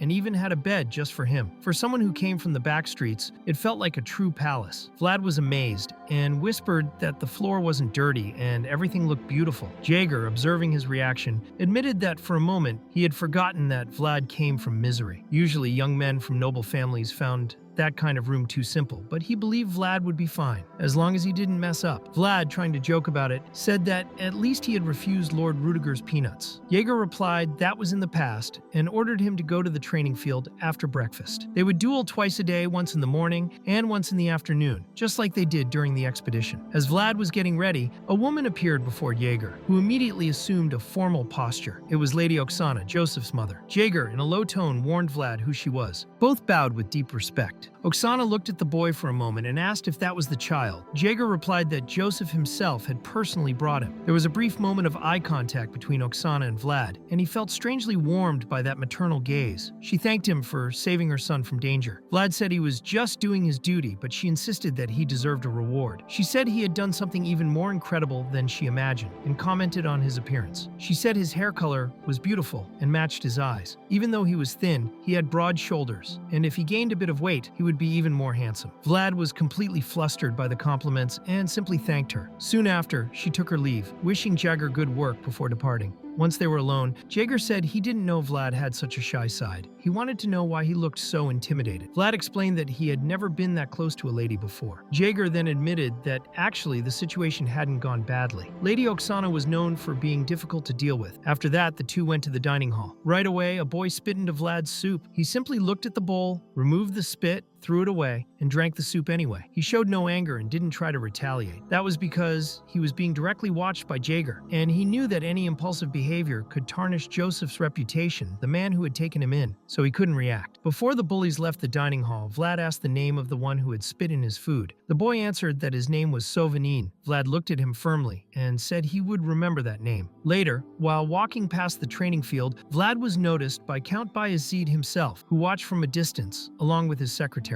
They had heard about a promising blonde boy and were curious. The secretary, Ragmus, commented that someone was hiding nearby, observing in silence. It was Jaeger, who was there just to watch Vlad's training, showing great interest in his skills. The Count was also curious to see how the boy fought. As soon as Vlad faced his first opponent, he showed absolute control over his blade. His strikes were quick and strong. Though still a bit unrefined, there was something shining inside him. He was giving it his all, trying to apply everything he had learned. Vlad recalled his master's teaching. Every good fencing technique starts with the correct step, with the right foot positioning. And if he could deceive his opponents with his shoulders and gaze, he could control their movements. And that was exactly what he did. He managed to perform a feint, trick the opponent, and struck with precision. Even using a wooden sword, the blow was strong enough to cause pain. After that, Vlad grabbed the boy by the hair and asked if he was Sovanin's squire. He said he had enjoyed mocking him earlier and told him to laugh a little more. Then he started beating him up in front of everyone. Ragmus, watching the scene, asked the Count if it was really appropriate to let someone get beaten like that, even if it was during training. Count Bayezid replied that this was precisely the kind of spirit a true knight needed to have. Besides, it looked like Jaeger was enjoying the whole thing. He watched Vlad with shining eyes, clearly impressed. At that moment, another trainee tried to intervene and asked Vlad if he thought this was a joke. Vlad, his fists still bloody after the beating, apologized. He said he had gotten carried away in the heat of combat and lost control. Then he approached Sovanin, who was unconscious, and asked that his apologies be passed along when when he woke up. He explained that when he gets in that state, he loses control and cannot think clearly. That was why he was already apologizing in advance, because it would not end there. He even taunted, saying that if the soup was bland again, they could call him to spit in it once more. Sovanin, surprised, thought that boy was completely insane. He concluded that Joseph had truly brought a wild dog from the back streets. Later, during the meal, Goethe struck up a conversation with Vlad, asking if he had talked to the other vassals. He said rumors were spreading quickly and many were talking about him. Vlad casually asked if the stable work had been peaceful for him. Goethe replied that he was not just a common stable boy, but said that did not matter at the moment. He said he heard Vlad had been beating people up, and that was a crime. Vlad, unfazed, replied that there was nothing surprising about it. He had always been a criminal. He even said he was going easy, in fact. Besides, he explained that he had not hit anyone for no reason. They had started the trouble earlier, and because of that, now no one talked to him unless necessary, which made the environment much more comfortable. As he finished eating, a boy approached. It was another trainee named Portly Canner, who approached hesitantly. Vlad, impatient, asked if he had something to say, if he was going to sit or leave. He told him not to just stand there trembling like an idiot. Portly Canner, in a timid voice, asked if he could really sit. When he settled in, Vlad thought it might have been better if the boy had left, but he did not complain. Portly Canner explained that he usually ate alone,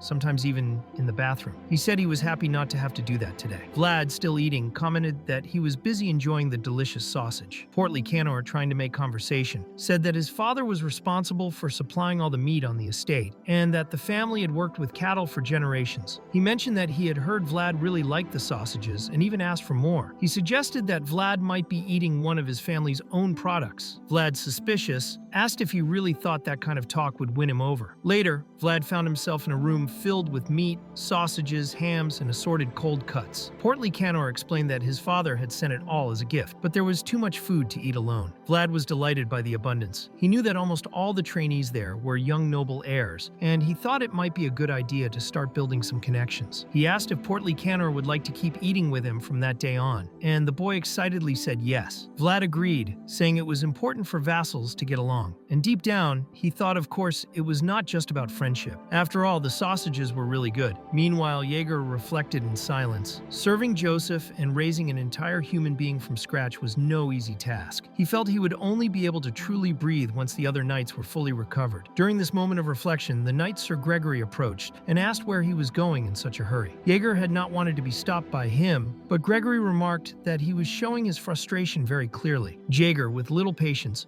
replied that he was busy. Gregory then said he was not surprised. He said he understood, after all, Jaeger was handling all of Joseph's responsibilities. But he provoked him by asking if someone like Jaeger still believed it was worth raising a vassal. He commented that, honestly, he thought it was already too late for that. Jaeger, not hiding his irritation, asked why Gregory did not just take care of his own vassals instead of meddling with others. Gregory laughed and replied that his Portly Canor was already grown. He commented that, in fact, the boy actually needed to grow a little less and lose some weight. He added that this Vlad kid seemed like a good boy, especially because of his self-confidence. Jaeger, impatient, told him to get to the point. Gregory then explained that he had noticed Vlad getting closer to Portly Canor over the past few days and formally asked Jaeger to speak to him so he would be kind to his trainee. He said Canor was the nephew of his cousin and that he would not like to see him getting beaten up. Jaeger asked if that request came free of charge. Gregory replied that he would owe him a favor, but Jaeger said that boy would not listen to anyone anyway. Gregory finally said that this was part of the path of a true knight, and that was it. Later, in the stables, Goethe commented to Vlad that, by the looks of it, he was not the problem, but the animals were. He said Vlad could not even mount a horse. All the animals there had been well trained. They did not avoid human contact, but whenever Vlad came close, they lost control. Even the other stable helpers thought it was strange. Vlad thought this was nothing new. It had always been like that. Dogs, cats, any kind of animal seemed to hate him since childhood. However, he remembered that, on the night he fled from the undead, he had ridden Sir Jaeger's horse, but Goethe had actually guided it. He also remembered that the horse was really expensive, worthy of a high-ranking knight. Vlad wondered if he could only ride expensive horses, and yet Jaeger insisted that he learn to ride. At that moment, a maid appeared, saying that Lady Oksana was calling for him, specifically for him.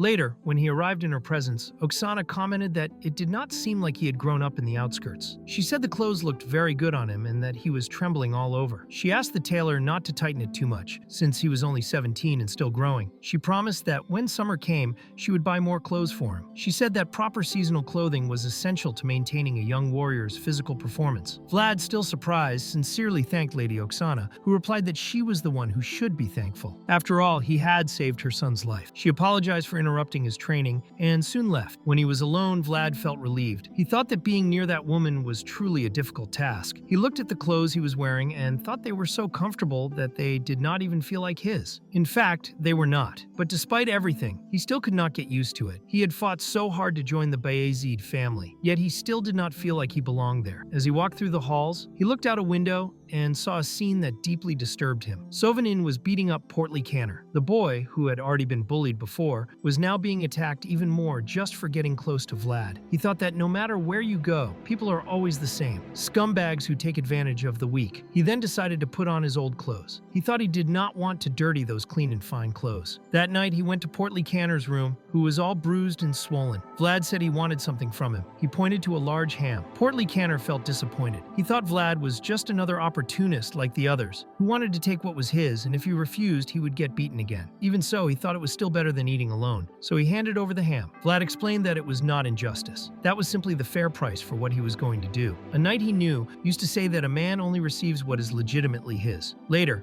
Vlad stood before 14 enemies. He thought not even the street thugs went that far. Sovanin told him to shut up, saying that arrogance would soon end. Vlad replied that he should come and shut his mouth himself. When they all charged at him at once, Vlad got excited. In his mind, the weather forecast for that day was a rain of blood. The first opponents fell easily. He knocked them down with a single blow to the face, even using a wooden sword. It felt more like he was fighting with a hammer. Sovanin, watching the scene, could not understand. Vlad was completely different from how he was during training. 2 months ago, he could barely hold a sword properly. He ordered that no one retreat, threatening to kill anyone who took a step back. But Vlad closed the distance in a second. He asked whether Sovanin had really ever killed someone for real while dodging another useless attack. During the expedition, Vlad had spent all his time training single strikes, putting all his strength into them, and now he was testing each one. His master had told him that training irregular strikes created unexpected openings, and that was exactly what was happening. The result of all that effort was finally showing. He kept Sovanin trapped in the openings he created, forcing the opponent to step back and defend. Even so, Vlad was still getting hit. Many blows landed on his body. Because the attacks were also irregular and hard to predict, Sovanin could no longer predict what Vlad would do. Every movement seemed to come from an instinctive, unpredictable place. Vlad had finally understood the opponent's openings, his rhythm,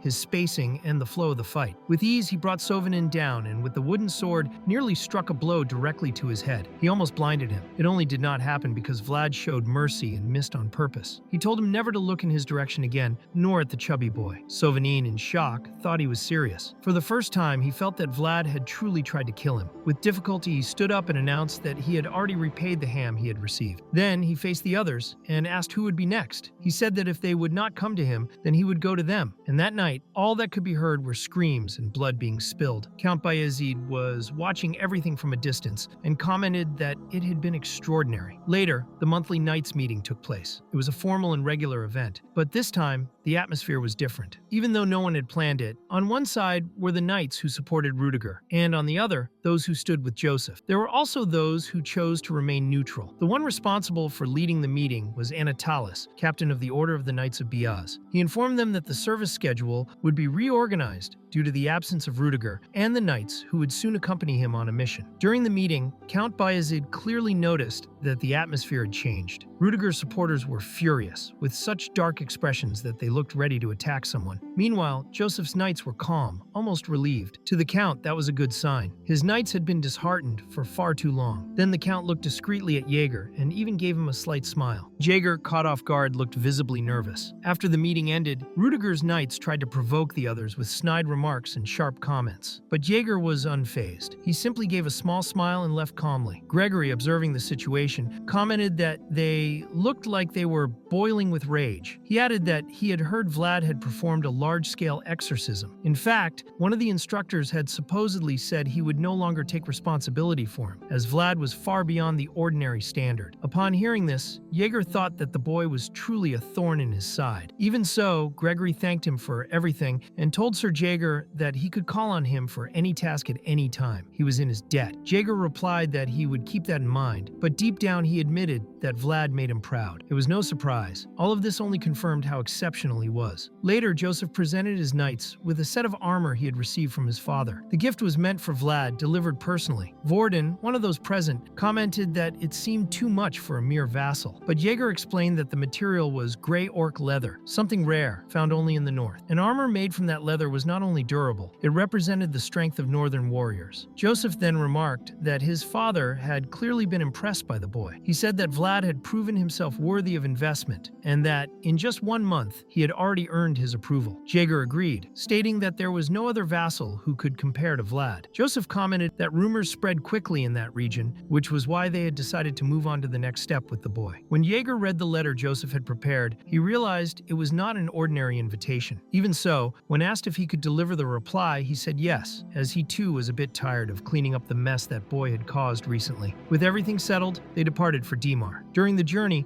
Joseph shared the carriage with Vlad and took the opportunity to explain that Dir was famous for its lemons, something that should be appreciated since the Nenhos rarely had the chance to taste fruit. In addition, Dimar was one of the gateways to the central region. Vlad wanted to know if that was the reason Jaeger was active in that area, and Joseph confirmed it. He explained that a crisis always became an opportunity, especially when it wasn't your own. The situation involved the Heinal family, which was facing a succession dispute. An invitation from the legitimate heir, in Joseph's view, was nothing more than a desperate cry for help. Vlad commented that he had heard the noble world was complicated, and Joseph explained that, in the end, it was a dispute over the lands of Dimor. Conflicts between family members for control of land were an old tradition among the nobility. The case in question involved Andre Heinal, uncle of the rightful heiress Alicia Heinal, who claimed the young woman had been born of an illegitimate relationship. Although she was the only daughter of the former Baron Heinal, the fact that she was a woman limited her inheritance rights and weakened her position. With few options, she found herself forced to prove her legitimacy through a duel of honor. Joseph knew that although he was only a distant relative, his blood still tied him to that family as an eighth cousin, which was enough to claim a connection. He explained to Vlad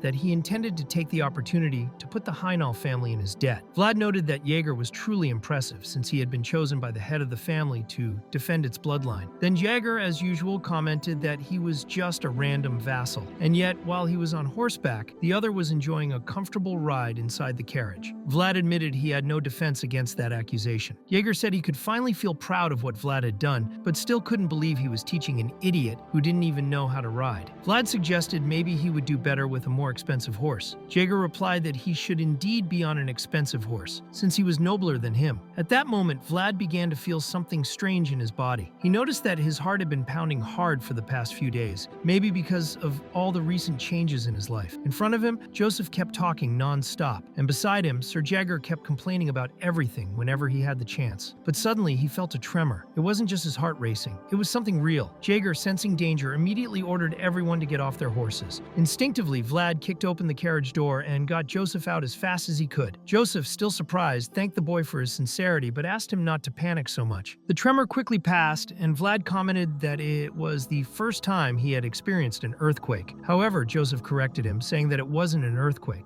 Pointing to the ground, he showed a raised trail of earth that stretched along the road. He explained that it was a giant death worm, a creature that existed as a remnant of fallen dragons. Vlad, curious, found it all very interesting. After some time traveling, they finally arrived in Dimar, the exclusive city of the Heinal family. Once they settled in the family's residence, Joseph told Vlad he could explore the city on his own. In fact, if he wanted, he could take that boy named Goethe with him. It was good for Vlad to be able to walk freely, at least while it was allowed, and see as much as he could. He asked if he really could do that, and Joseph, reflecting on the reasons that brought them there, said it was fair. After all, a duel of honor was a rare event to witness, and this time it was even more special because it was a team duel. In addition, knights from very diverse backgrounds had gathered there. Joseph believed that observing it would be more meaningful than any ordinary training. He wanted to stimulate Vlad in the right way. Jaeger, as always, made a harsh remark, warning Vlad not to end up getting beaten in some alley. He said that another duel would take place at dusk. Vlad confidently replied that he wasn't stupid since he grew up in the slums, but Jaeger said he had already lost faith in him, especially after seeing he didn't even know how to ride a horse. He called him an idiot once again. Joseph Joseph then told him to return later, and that if he noticed anything suspicious, it would be better to come back as soon as possible. Finally, free after such a long time, Vlad went out to explore. He walked around the Heinal family mansion and noticed it was smaller than the Bayezid mansion and looked quite old. Although the city was famous for its lemons, as Joseph had mentioned, it didn't seem like a region with many resources nowadays. As he walked, he heard the voice of the sword spirit, his master, saying he remembered that place. He mentioned a dry tree at the top of a hill. Vlad said he would have time to pray after so long. The contract between them was clear. The master owed the sword and Vlad owed the memories. Now it was time to repay the favor. Later, Joseph appeared before the rightful heir of the Heinal family, Alicia, stating that of course he had responded to her summons. For him, the call of blood was the most important of all. He informed her that the count had already given his permission. Now only her decision remained. Alicia said she had already decided and that everything would be done according to the count's will, as long as she won the duel. Joseph, calm, assured her there was no reason to worry. The sword of House Bayezid always promised victory. At dusk, Vorden commented that he didn't feel safe around that woman. Jaeger said she had a matriarch's temperament that was almost invisible. Getting involved with her did seem risky. Joseph agreed, saying he had noticed that too. She kept her hand higher until the very last moment. Still, their plan remained unchanged. Meanwhile, Vlad was standing before the tree on the hill. In front of it, there were several tombstones. That place seemed made entirely of memories. Maybe humans really were obsessed with leaving traces of their lives behind. Just by looking at the marks of the past, like scars, memories came flooding back. Seeing that tombstone, Vlad felt he would have liked to do something similar for his mother. He noticed that the grave wasn't being properly maintained and allowed the swordmaster to look as much as he wanted. Then he planted the sword in the ground and knelt silently in a kind of prayer. That way, the master could walk freely through the space. The spirit revealed that some memories were truly coming back. He remembered the tree, although it had been much smaller back then. He felt that he had been there with someone else. Suddenly, he sensed a presence watching them and asked if he could use Vlad's body for a moment. Vlad agreed, but said he couldn't take too long. He needed to report back to Joseph soon. With Vlad's body, the master activated spiritual vision. That was when he saw before him the spirit of a large white snake with blue eyes, coiled around the branches of the tree. The magical energy in the area was intense. The master said the spirit was looking directly at them. Before long, the snake began to descend from the tree. Vlad was startled, but the master said he didn't think it would bite. Despite its immense size, the creature didn't seem threatening. Somehow, Vlad wasn't afraid. Its presence was strange but not hostile. The sensation was comforting. The presence of that great white snake, even being so huge, conveyed something like the beginning of spring. The air on that hill felt light, almost serene. Vlad felt something he couldn't quite describe, but it was good. However, that calm was interrupted when a real person suddenly approached. At that moment, the spirit vanished instantly, as if swept away by the wind. The woman who appeared seemed surprised. She wanted to know how Vlad had gotten there, since that place was restricted to the Heinal family. Vlad, realizing the situation, respectfully apologized. He said he was just looking for a quiet place to pray. He presented his identification card and explained that he was a vassal, a knight under the command of Sir Jaeger. The woman looked at the document and, after his explanation, said it was fine. He didn't seem like a suspicious person.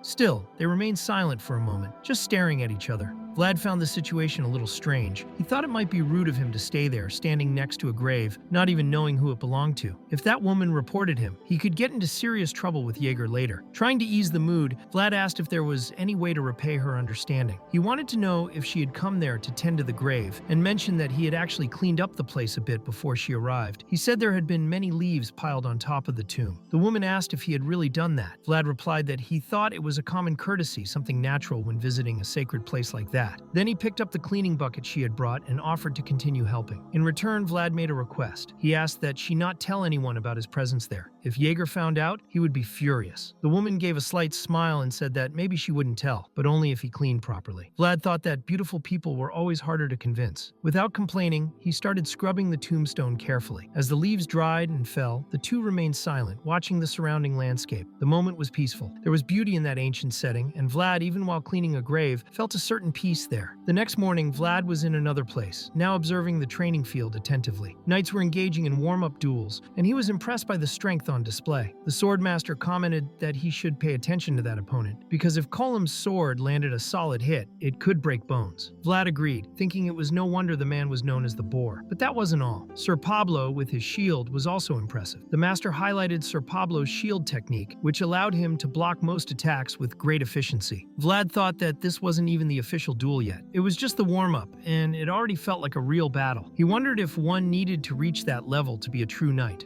but the master responded that even Vorden was a knight. Just as a reminder, Vlad understood the point. Not all knights were the same. He hadn't known these things when he lived in Chawara, but now he was beginning to understand this new world better. He realized he still had a long way to go. At last, the day of the duel arrived. Vlad was helping Jaeger put on his armor, tightening the straps and necessary adjustments. While doing so, he spotted in the distance the man who had been trying to take the right of succession from his own niece, Alicia's uncle, Andre Heinal. His presence made everything more serious. Jaeger, in a more direct tone, warned Vlad to keep his eyes wide open. It was not every day one got to witness a real duel between knights. He also told him not to worry too much about what had happened the previous day. It was clear something was still bothering him. You could see it in Vlad's expression. And indeed, he was thinking about how that unexpected encounter and the magical energy on the hill had been truly striking. He felt that memory would stay with him for a long time. While watching the exhibition duels, Vlad finally understood the level of skill required to become a great knight. The difference between what he had and what he saw before him was monstrous. It was like looking at a distant mountain while still crawling at its base. Jaeger, at his side, commented that a child must first learn to walk before trying to run. He said Vlad was not yet ready to run in this world. The greater the goal, the longer the path to reach it. Vlad humbly replied that he understood. Shortly after the arrival of the rightful heir was announced, Vlad realized that until that moment, he hadn't even seen her face. He had heard she was young, but when he saw her enter, he was completely surprised. The woman walking gracefully through the hall was the very same one he had helped clean the tombstones the day before. It was Alicia Heinal. The swordmaster commented ironically that they might as well add another crime to Vlad's record, insulting a noblewoman. It seemed the boy's list was growing longer. When Alicia passed by him, Vlad was so shocked that he bowed too late and very clumsily. Even so, she recognized him and gave him a calm smile before sitting on her throne. The bishop then announced that with the arrival of the representatives, the duel could proceed. He said the gods who protected that land would be the witnesses and that the ascension would happen before their eyes. The duel, which would put everything on the line, was about to begin. An honorable yet brutal duel. In that world, blue blood required more than strength. It demanded responsibility, a sense of duty, and a calm that red blood, impetuous and passionate, could never sustain. However, Alicia was not yet ready to let her blood freeze. When she saw her captain of the knights in a pitiful state, she called for surrender. He insisted he could still fight, but the bishop declared that since his lady had yielded, the duel was over. The opposing knight praised the fight and expressed his gratitude. The old wounded knight, who had once trained that young man to be the future of House Heinal, looked on bitterly and asked himself if he was still his captain. He felt betrayed by the one he trusted most. He felt ashamed. The bishop announced the winner of the first duel, Sir Charge, representative of Andre Heinal. Andre, with a satisfied smile, said it was an excellent start. The second duel would be between Jaeger and the knight known as Boar. The bishop repeated the rules. Using aura was forbidden. The match would end only when the master or the representative surrendered. Before stepping into the arena, Jaeger signaled to Vlad, asking him to pay close attention. That would be the lesson of the day. The study material would be the boar himself. When the fight began, Jaeger easily dodged the heavy blows of his opponent, using only simple and precise footwork. Even with all the brute strength and reach of Boar's attacks, Jaeger did not seem intimidated. He dodged calmly with movements that were almost lazy. Meanwhile, on Andre's side, many were confident in victory. They said it was impossible for the boar to lose there, but a more observant knight noticed what was really happening. He saw that the boar was losing, growing more and more tired, while Jaeger remained calm and whole. In the middle of the clash, Jaeger even provoked his opponent. When the boar tried to use his brutality to turn the tide, Vlad's master warned that Jaeger was trying to give a good lesson. It was time to observe carefully. Without using strength, only refined technique, Jaeger completely neutralized the attack. It was a precise movement, a clean counterattack. He created an opening by blocking the first strike, then launched a sequence of quick and efficient attacks. The boar, trying to recover, ended up being completely dominated. Jaeger planted his sword into the ground and left him defenseless. The opponent, realizing he was facing someone on a completely different level, acknowledged defeat and surrendered. Alicia, relieved, watched everything with a subtle smile. On Andre's side, everyone had serious, silent expressions. The impact of that defeat was felt. Jaeger then calmly walked back and,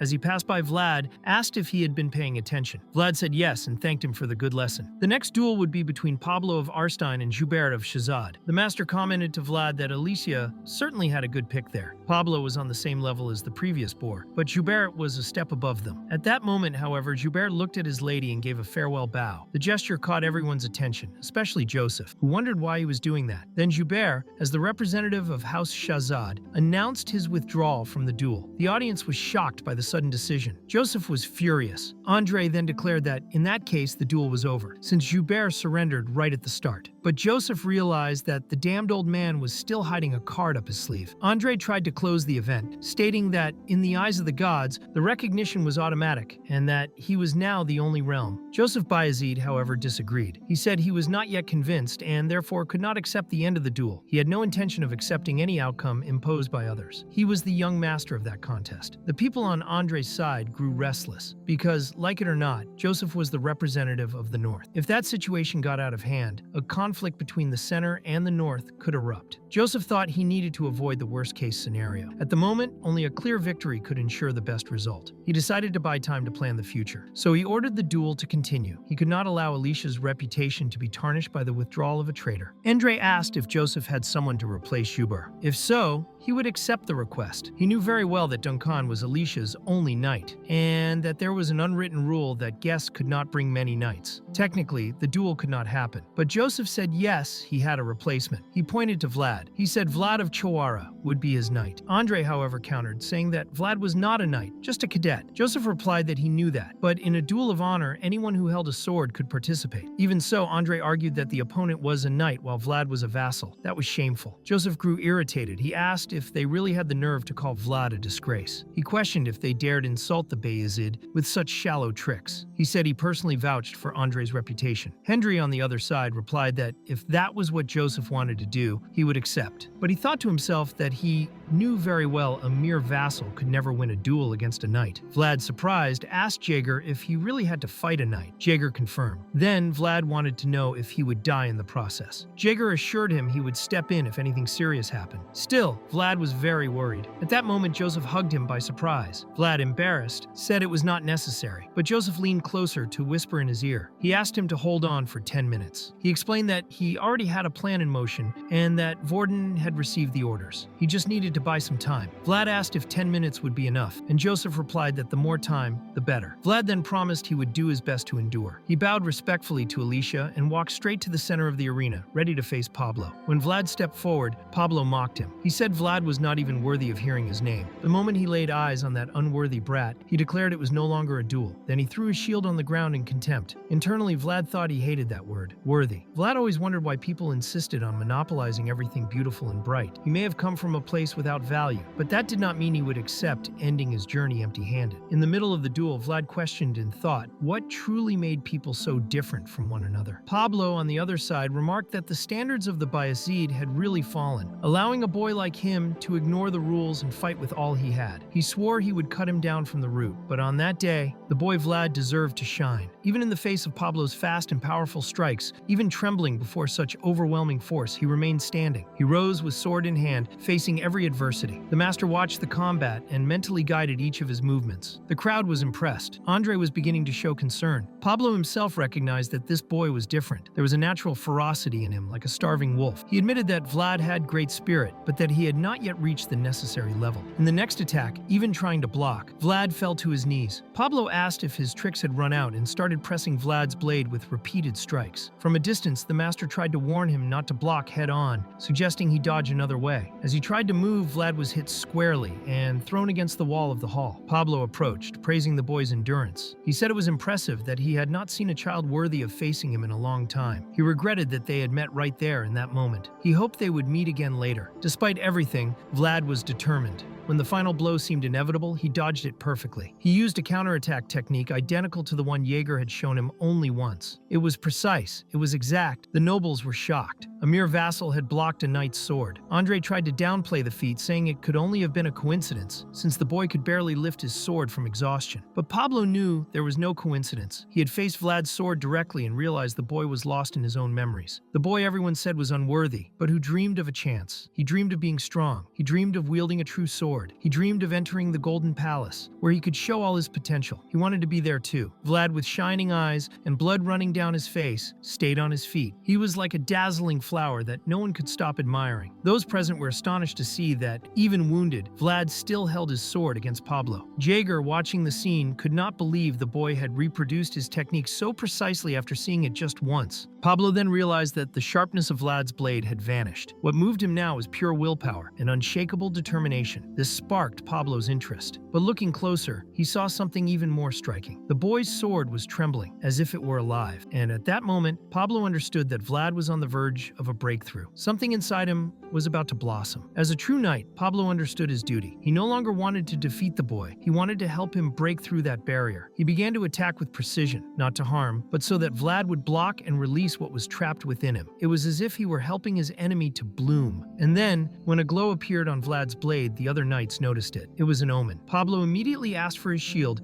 and began to defend instead of attack. He acknowledged the boy. He introduced himself as Pablo de Arstein and said that he was worthy. He asked his name, and there, before everyone, that boy who was born in an unworthy, valueless place finally introduced himself. He shouted his name like a true warrior, and by declaring himself as Vlad of Sowara, his world finally awakened. Pablo also revealed his world against Vlad and called him by his full name, asking him to come forward as Vlad of Sowara. It was time to prove his true worth. The moment their swords clashed, everything around them shone intensely. When the light faded, Vlad was lying on the ground, unconscious, his hands covered in blood. Even so, Pablo declared that he had done an excellent job. Andre immediately stepped forward, claiming that what Pablo had used was aura, which was forbidden during the duel. Therefore, he would be automatically disqualified. Upon hearing this, Pablo thought that man was pathetic. Despite having witnessed the blooming of a beautiful flower before him, all he could think about was the fruit he might reap from another's defeat. Joseph and Jaeger approached Pablo and thanked him sincerely for everything he had done. Pablo replied that he had only done his duty. For him, that had been a truly honorable moment. Then Joseph asked the bishop if that had really been aura. The bishop confirmed, saying yes, without any doubt, it was aura. Joseph then asked which should take precedence in that case, the rules of the sacred duel or the code of the swordmaster. The bishop replied that the higher authority was the code of the swordmaster, explaining that this title carried a code of conduct that only one man in all of human history had ever achieved. Joseph added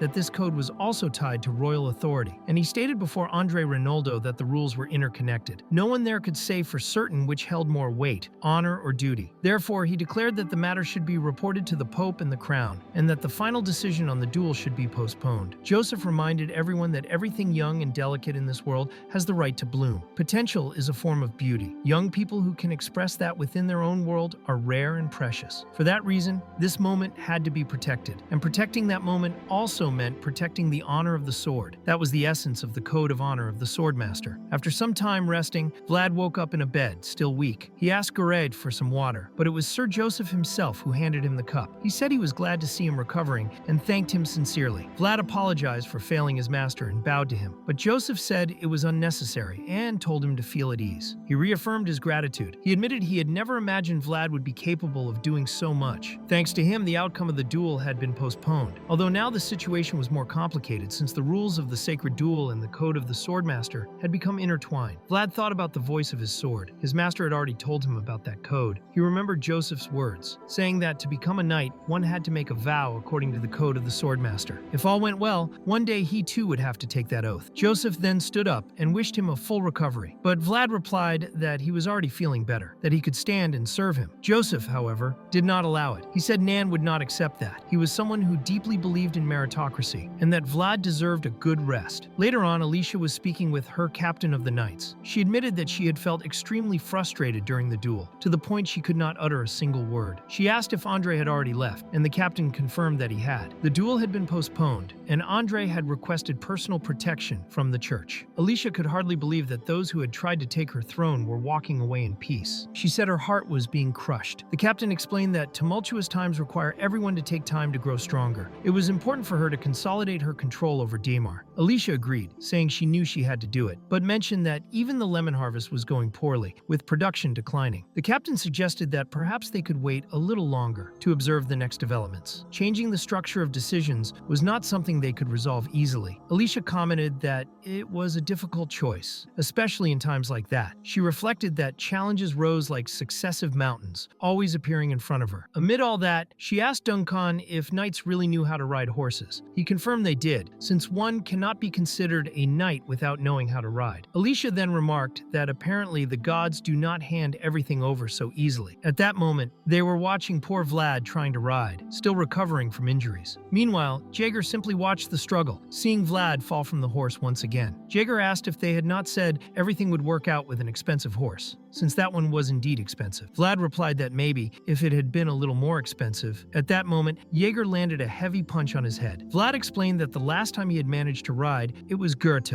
who had guided him. Goethe confirmed to the knight that it was true. Jaeger thought maybe there was no point trying to teach the boy that way. He was starting to believe that the horse might really be the problem. Even the animal itself was stepping back from Vlad, as if something in front of it terrified it deeply. The horse was too frightened to go on. Faced with that, Jaeger said that was enough for today and that they would not try again the next day either. Vlad, frustrated, asked when he would finally learn to ride. Jaeger replied that this learning would be postponed for now. Vlad was already tired of hearing the same answer over and over. Jaeger explained there is no quick solution for that. Maybe they could think of alternatives when they returned to Sturma. Goethe, in turn, said it seemed the horses hated Vlad more with each passing day, and, jokingly, suggested he should try riding an ox. Vlad responded that he should think before speaking such nonsense. Goethe just laughed and told him to keep using the carriage. Then he said goodbye to the madam and stated that he would take the distinguished horse back to the stables. Vlad, inconsolable, commented that he really was a son of misfortune. The master then said the problem might be that Vlad moved too quickly. Animals are usually sensitive to that sort of thing. He explained that Vlad needed to learn to control his own rhythm and even his own breathing. That was one of the paths to mastering a knight's mental world. If he learned to use aura freely, he could also master his movements. However, using aura in real battles required training and mastery. It was necessary to learn to walk before wanting to run. The key was patience. Vlad asked if they would return after the farewell ceremony that would take place the next day. He thought that maybe he should visit that tree one last time. Meanwhile, Joubert reflected that he had failed in his mission, but was certain the Lord would understand the full situation. He considered it an unfortunate incident. He never imagined that boy had so much power. The more he thought about it, the more ridiculous it seemed. After all, he was just a humble vassal. At that moment, as he passed by, Jaeger touched his blade to Joubert's neck. Joubert asked him not to overdo it, saying there was no need to go that far. Jaeger stated he was actually going easy on him. If it had been for real, his head would already be rolling. He said he was off duty that day. Joubert, confused, asked if that was not a waste of his day off. Jaeger replied no, since he was just catching up on overdue work. Joubert explained he had no other choice. Jaeger answered that was a coincidence, because he also had no choice. Joubert commented that the two of them should get along better since they did the same work. Jaeger agreed, saying that if the master ordered them to bark, then barking was what they had to do. They stared at each other for a moment, silently exchanging their auras. Then Joubert said that was warning enough. He explained that he too was a dog who only bit when his master commanded. Since he had already barked, he might as well enjoy the rest. After all, a single drop of blood spilled in that place could start a war. So Jaeger decided not to use his sword. Instead, he punched Joubert straight in the mouth, stating that his lord was a good man and, for that reason, it would be fine to give just a small bite in return. When Joubert asked if he was done, he received another punch, this time to the stomach. He dropped to his knees, powerless. Jaeger then said that he understood, since they were in the same line of work. He hoped to meet him again in the future because, at that moment, he could not make him fully pay for having humiliated his lord. Not that day. As Joubert walked away, he commented that the empire was crumbling and that this was not the kind of era in which people joined forces merely by will. He wished Jaeger a good afternoon and left. Jaeger remained silent, reflecting that this was exactly it. The moment was coming. A moment when the sword would become necessary. A war was approaching. Meanwhile, Vlad was already standing before the dry tree where he had felt the presence of that spirit. He told the master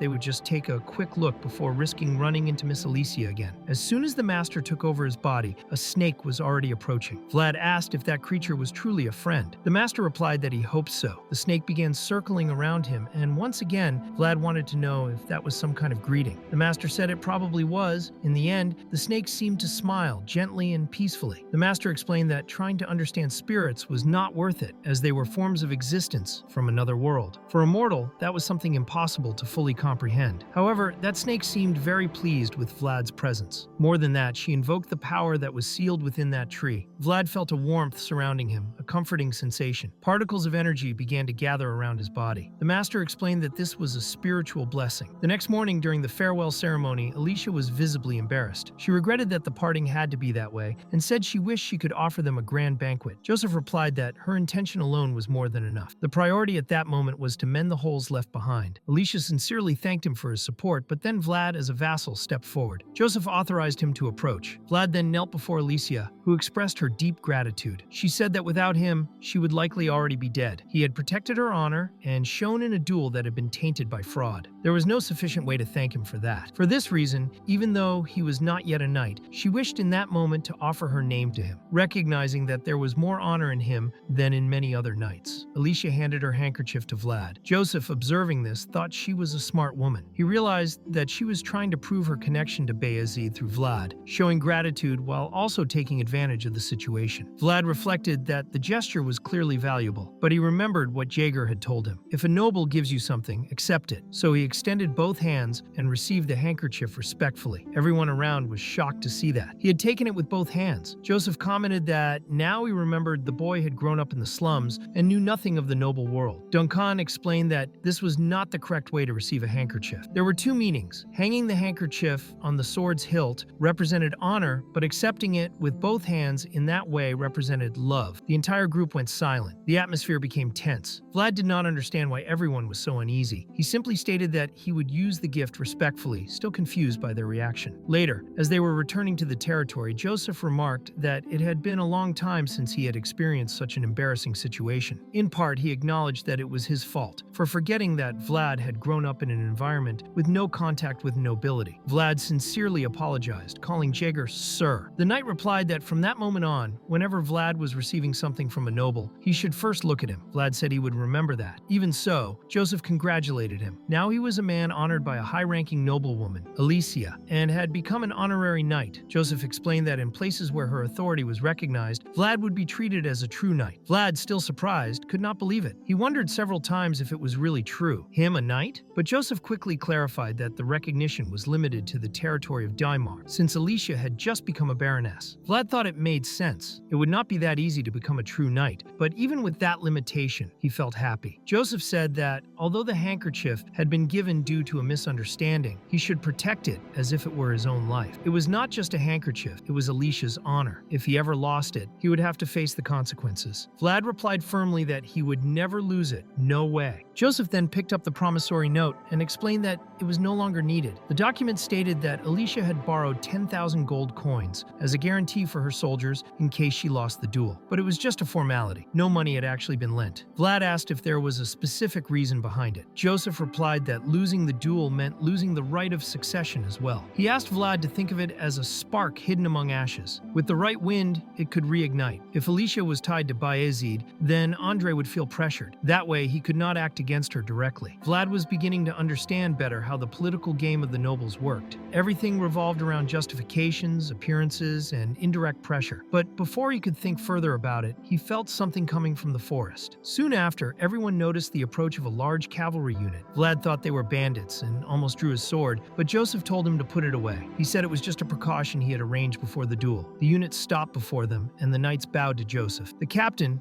a man with many scars, said he had been delayed a bit because he was trying to negotiate a fair price for the service and dropped a bloody sack on the ground at the master's feet. Joseph commented that he had asked for something special and acknowledged that the man had done a great job. The warrior, upon rising, looked at Vlad and asked if he was the boy who had received Alicia's honor. The news had already spread. He mentioned that the boy had taken the handkerchief with both hands. Joseph confirmed it, but said they could talk more about that later. Despite the friendly tone, the man's gaze was deadly. Vlad sensed that his aura was very different from that of other knights. He did not seem like an ordinary soldier. Vlad's instincts screamed that he should not get close to that man. There was something dark about him. Joseph then invited him to join the carriage if he wanted to return with them, but the man refused. He said he needed to return faster and that he had only fulfilled his mission as part of Bayezid's hidden sword. That caught Vlad's attention, who had never heard that name before. He wondered who those people were and what was inside the black sack. Joseph, noticing his curiosity, responded seriously. He said that in inside that sack was the real world of the nobles, a cold, brutal, and merciless world. And what was in there was a head. Meanwhile, in Count Bayezid's office, Ragmus was reporting that a group of pilgrims was crossing the territory toward the Dragon Trail. The Count reflected that it had been a while since he had seen such sincere pilgrims in those parts, and commented that it would be no trouble to take care of them for a while. Ragmus replied that he had expected that and would begin preparations. But the Count then changed the subject and spoke about his second son. He said he had heard that he and Vlad had achieved something remarkable during that event. Ragmus confirmed. According to him, there was a word in the report that could make even an old soldier's heart race. The Count agreed, recalling a term he had not heard in a long time: the Code of the Swordmaster. It was something nostalgic. Elite education began with selecting individuals with natural ability and talent, like raw diamonds that could be shaped with care and patience. For that reason, it was rare for a situation to be so extreme that it required the use of the first code. The Count remarked that such a sight was uncommon nowadays. Ragmus said the Count would have loved to be present in that scene, and he confirmed it. Not just him, but others from the older generation would have been enchanted too. The so-called golden generation of the Bayezid came to his mind. It seemed that the elders would return as gifts to the newcomers. Thinking about it, the Count remembered that his son Joseph had been desperate at the beginning, but crawled through the mud and ended up bringing back a diamond. Now the Count would have to think carefully, because in the end, he would have to choose one of his sons. Later in the cadet dining hall, the rumors were already spreading. They said Vlad had completed a difficult mission, that he had faced a knight in a duel, and even that he had awakened aura. Everyone was talking about him, and Sovanin, upon hearing all that, was completely terrified. He could barely eat. That was when Vlad appeared in the dining hall. He thought to himself how long it had been since he was last there, maybe a month. As soon as he entered, he noticed all the eyes on him, whether from youths of noble or humble families. In that moment, social status no longer mattered. He had become someone completely different. He was now on a level above everyone there. Later, Vlad commented that he was even having trouble eating with so many people staring at him. Canor replied that it would probably stay that way for quite some time. Everyone had heard what he had done in Daemar. Then Canor asked what Vlad planned to do during the break. Vlad was surprised. He did not know breaks existed. Canor explained that cadets had 2 breaks a year, and vassals received 1 week of rest. Vlad said he was not from any noble family, and, in fact, did not even have anywhere to go. Canor then invited him to his home. He said his father wanted to formally invite him, and that he had actually never brought a friend home before. He mentioned that his family's hospitality was excellent, and that they could even prepare a roasted meat for him. On top of that, Canor knew Vlad was looking for horses. His family had horses of excellent lineage, even better than Jaeger's horse. Vlad, impressed, asked if he was sure about that. When Canor confirmed, Vlad decided he would request his break at the same time as his. Later, during the evening duel, he was facing Jaeger again. But Jaeger quickly noticed that the boy was not focused. His mind was elsewhere. After exchanging several blows, Jaeger finally knocked him down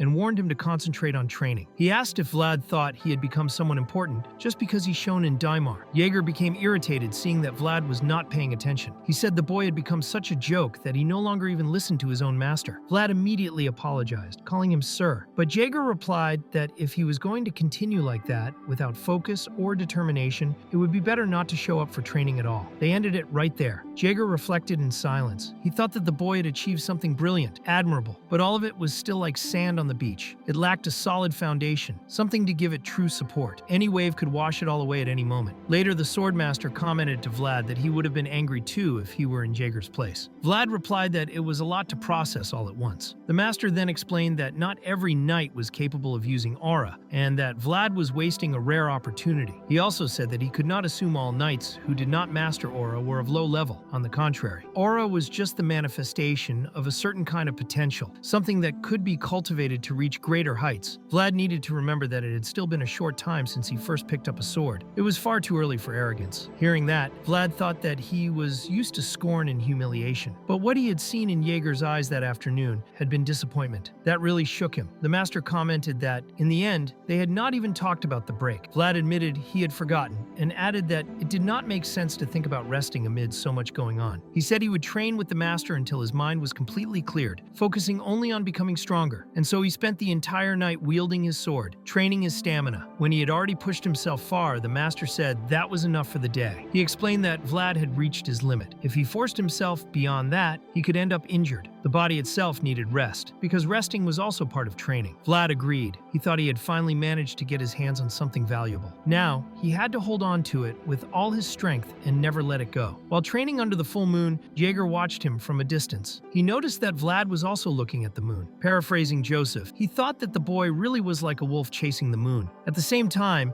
in the distant county of Ravnomatranova, a massacre was taking place. The one easily wiping out high-level knights was none other than Godin. The last surviving knight, already gravely wounded, accused Godin of having abandoned his honor. He said that even though his lord's orders were rotten, he still placed them above everything. He commented that the knights of Count Gaidar were not like that in the past. Godin replied that indeed they were not, but now they were all dead. The knight declared that Godin's light would also go out one day and said he would wait for him in hell, alongside the count. As he carried out the execution, Godin promised to deliver the message. Later, back in the territory, Joseph met with Vlad and brought up the subject of the break. He asked if Vlad had been invited to Canner's home, since rumors spread quickly. Vlad figured Canner had probably told Gregory, who then told Jaeger, and somehow the news had reached young Master Joseph. Joseph, in turn, had already planned to give him that time off. Vlad thanked him and glanced discreetly at Jaeger, who showed no reaction. He remained as serious as ever. Joseph noticed that there was some tension between the two. He knew he could easily settle it, but decided not to interfere. He chose to respect the bond they were building. Even so, Vlad felt suffocated in that place. Jaeger, sensing it, simply told him that, even during a break, a knight should never part from his sword. He reminded him that if he went a day without training, he would already start to feel the difference. And if he forgot his training for a week, others would notice. Jaeger knew well the fine line between rest and negligence. That was why he gave Vlad some freedom at times like this, but always kept a tight rein so he would not lose focus on the path he had chosen to follow. Jaeger said he would see Vlad again once he returned from the break, to check if he had not lost his rhythm. Vlad replied, "Yes, sir." Joseph took the chance to warn him not to get his hopes up too much about the horses, because his problem was so complicated that not even Gazakenor could solve it easily. That week then would be a good opportunity to try to find out why the horses hated him so much. Joseph dismissed him, saying they would see each other in a week, and stressed that there was no need to bring any gifts. Vlad, however, thought that was clearly a subtle way of saying he expected a gift. When Vlad left, Joseph commented about the house of the Canor family, and Jaeger replied that if all went well, they might even want to meet him in person. Perhaps they would even want Vlad himself nearby. Joseph confirmed that was exactly their type, but also stated that he had no intention of handing Vlad over to anyone. Before leaving again, Vlad went to Lady Oksana, who gave him a large cloak. She said it suited him well, now that his body was more robust. She said it was gratifying to see him like that. Vlad thanked Miss Oksana, and she asked if he was going to spend his break at the Canor estate, since he had been officially invited. According to her, that made everything more elegant. Oksana approached, placed her hand on his shoulder, and asked him not to let anyone speak badly of her or the house where he was staying. Her smile was kind, like that of a mother. She then said she would arrange a tutor for him during the break, since he had made a very serious etiquette mistake with Alicia, and that was not right. Vlad apologized, calling her milady, but she explained that now that he was an honorary knight, he should act like a noble. Finally, she handed him a basket of lemons, saying that Joseph did not want him to arrive empty-handed. Vlad thanked her for the thoughtful gesture. Before leaving, he looked at his reflection in the window. He felt out of place. That reflection no longer looked like himself. It was as if he were wearing clothes that did not belong to him. And at that moment, he remembered Zemina. He knew she was in a convent, and now wondered how she was doing with her life. He was almost certain she too was wearing clothes that did not truly fit her. Meanwhile, at the convent, the nuns were talking about the vassal from House Bayezid, who had used aura during the events in Daymar. They also said he was handsome, blonde, and blue-eyed, almost like a noble. Zemina, upon hearing that, thought it couldn't be him. There was no way he was doing that well. While the other nuns chatted, she remained on her knees scrubbing the floor, as if she were the only one working there. Many whispered that she would have nowhere to return to if something went wrong in that convent. However, Zemina believed she had done the right thing by learning all that before, at the Smile of Rose. She remembered the first time Marcella had taken her there. On that day, the head nun said that place was close to God, and that not everyone could be part of the convent that way. They would not allow the entrance of girls who had worked in impure places. Marcella responded those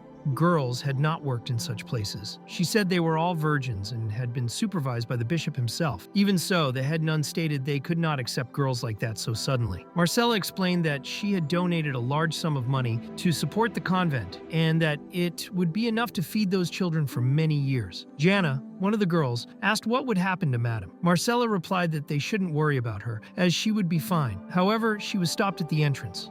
Only the children were accepted, and it was at that exact moment that Jack's bandits appeared. They captured Marcella, and Zemina, still very young, could do nothing while watching her protector being taken away. It affected her deeply to this day. Later, Vlad arrived at the CONQUEROR family mansion, an enormous building worthy of influential nobles in Sturma. Right at the entrance, CONQUEROR appeared excited and gave his butler a big hug, saying he had missed him dearly. The butler explained that CONQUEROR's father was busy receiving some unexpected guests who had come to visit the estate. He then suggested that Vlad should take a look at the pride of the family, the ranch. Vlad replied that he had no problem with that, but he would like to see the horses first. He had high expectations. The butler said the leader would show the most valuable horses, but there was no harm in starting with the others, so he took him to the stables. When they arrived, something unexpected happened. All the horses ran away. The bulls fled. Even the sheep and other ranch animals quickly escaped as if they were afraid. Literally, all the animals ran from Vlad. He was confused and thought he couldn't even ride a cow. The butler, Sirius, said that was a grave matter and asked if he had gone to church. Vlad assured him he was not cursed and said he still had Father Andreas's certificate. Even so, he thought it was destroying him inside. What was the point of being able to use aura if he couldn't even ride an animal? He imagined that while everyone else would look stylish on beautiful horses, he would be sitting in the back of a carriage. CONQUEROR, trying to cheer him up, said he could still see the horses from the first ranch, used for both riding and battle. Vlad hoped that at least one of them would accept his presence. CONQUEROR mentioned there was a special horse, not yet introduced, with excellent lineage. His father had bought it with great expectations. They could see it calmly the next day. Later, Vlad attended dinner at the CONQUEROR house. All the meats, in large quantity, were being prepared over wood fire by many cooks busy with the banquet. Vlad thought that was truly a family that loved abundance. Finally, the family patriarch appeared. It was Olsen CONQUEROR, the head of the house. He apologized for not welcoming Vlad earlier. Vlad replied that it was his pleasure to meet him. Olsen said he already knew who he was. News traveled fast in that region. He welcomed him and thought to himself that this was the boy who had invoked the Code of the Swordsman for the first time in a long while. He was witnessing the birth of a new star. Since his son had made a great friend, he suggested they talk while dinner was being prepared. Vlad remembered there were other guests in the house, which explained the preparation of such a grand feast. Olsen confirmed, saying the guests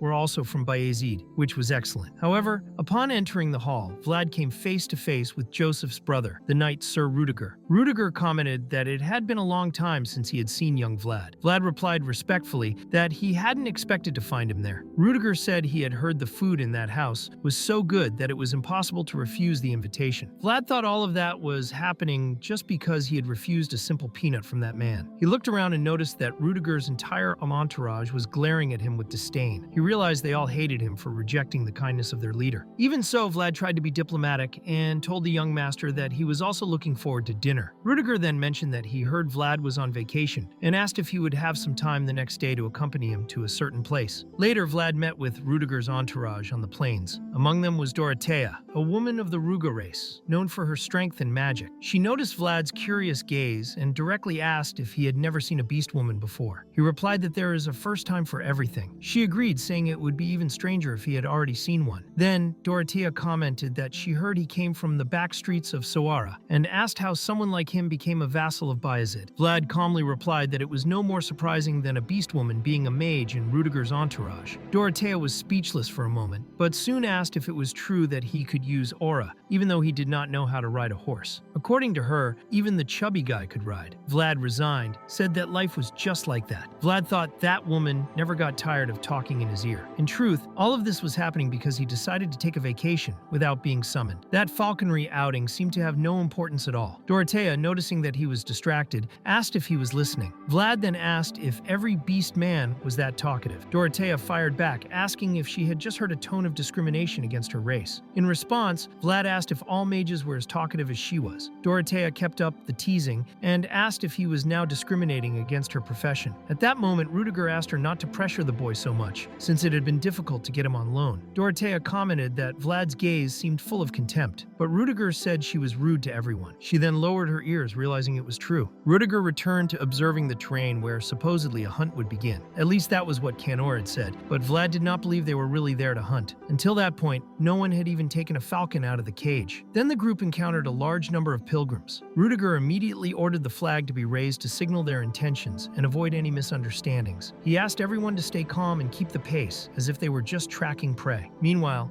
In the vast plain where the horses grazed, there was a black horse standing apart from the others, imposing and distant. Suddenly, something trembled beneath its hooves. At the same time, Rudiger kept the group advancing at the same pace as the pilgrims, so they would naturally meet in the plains. Vlad, alert, thought that this clearly was not a hunt. Anyone could see they were actually escorting that group of travelers. When the carriage stumbled over a rock, Vlad thought he would rather walk. He was starting to feel dizzy in there. He felt his heart pounding harder. He decided to walk a bit to calm his nerves and commented to Canor that it was a beautiful view. Canor replied that he really wanted to show him that. It was the field stretching all the way to Varna. Sometimes, monsters appeared in that region, but that year, things had been peaceful. According to him, this was due to the hunt led by Lord Joseph last winter, aimed at eliminating dangerous creatures. Vlad commented that he might have played a small part in that as well, and that it was good to know he had been useful. However, both of them noticed a new movement. More horses were approaching, all wild and galloping, as if they were fleeing from something. Leading the group was that same black horse. Vlad once again felt something within himself. His heart pounded violently. Rudiger also noticed the wild horses approaching. They were healthy animals, but now they had become unwelcome guests. He asked aloud why they were heading south, when at that time of year the migration should be to the north. One of the knights confirmed that it was indeed strange. Rudiger thought the animals were moving too fast, as if something were chasing them. At that moment, Vlad and the black horse seemed to sense the same thing. Suddenly, everything started to shake, but Vlad knew it was not an earthquake. He recognized that vibration. It was the same sensation from that day. He realized what it was. One of the remnants of the fallen dragons had appeared. It was a death worm. That was what the horses were fleeing from. The creature emerged on the plains, ready to devour anyone in its path. The death worm began attacking without hesitation, devouring the first horses it encountered. Dorothea, surprised, remarked that it made no sense. Those worms were not carnivorous. But then she noticed something. There was an energy emanating from the creature's forehead, as if a crystal were embedded there. One of the knights also observed that the horses were, unintentionally, leading the death worm straight toward the group of pilgrims. The monster then changed course. It identified the pilgrims as easy prey and turned against them. Rudiger, concerned, asked Dorothea what kind of stimuli the death worm responded to. She explained that these creatures have no sight or hearing. They navigate only by sensing ground vibrations.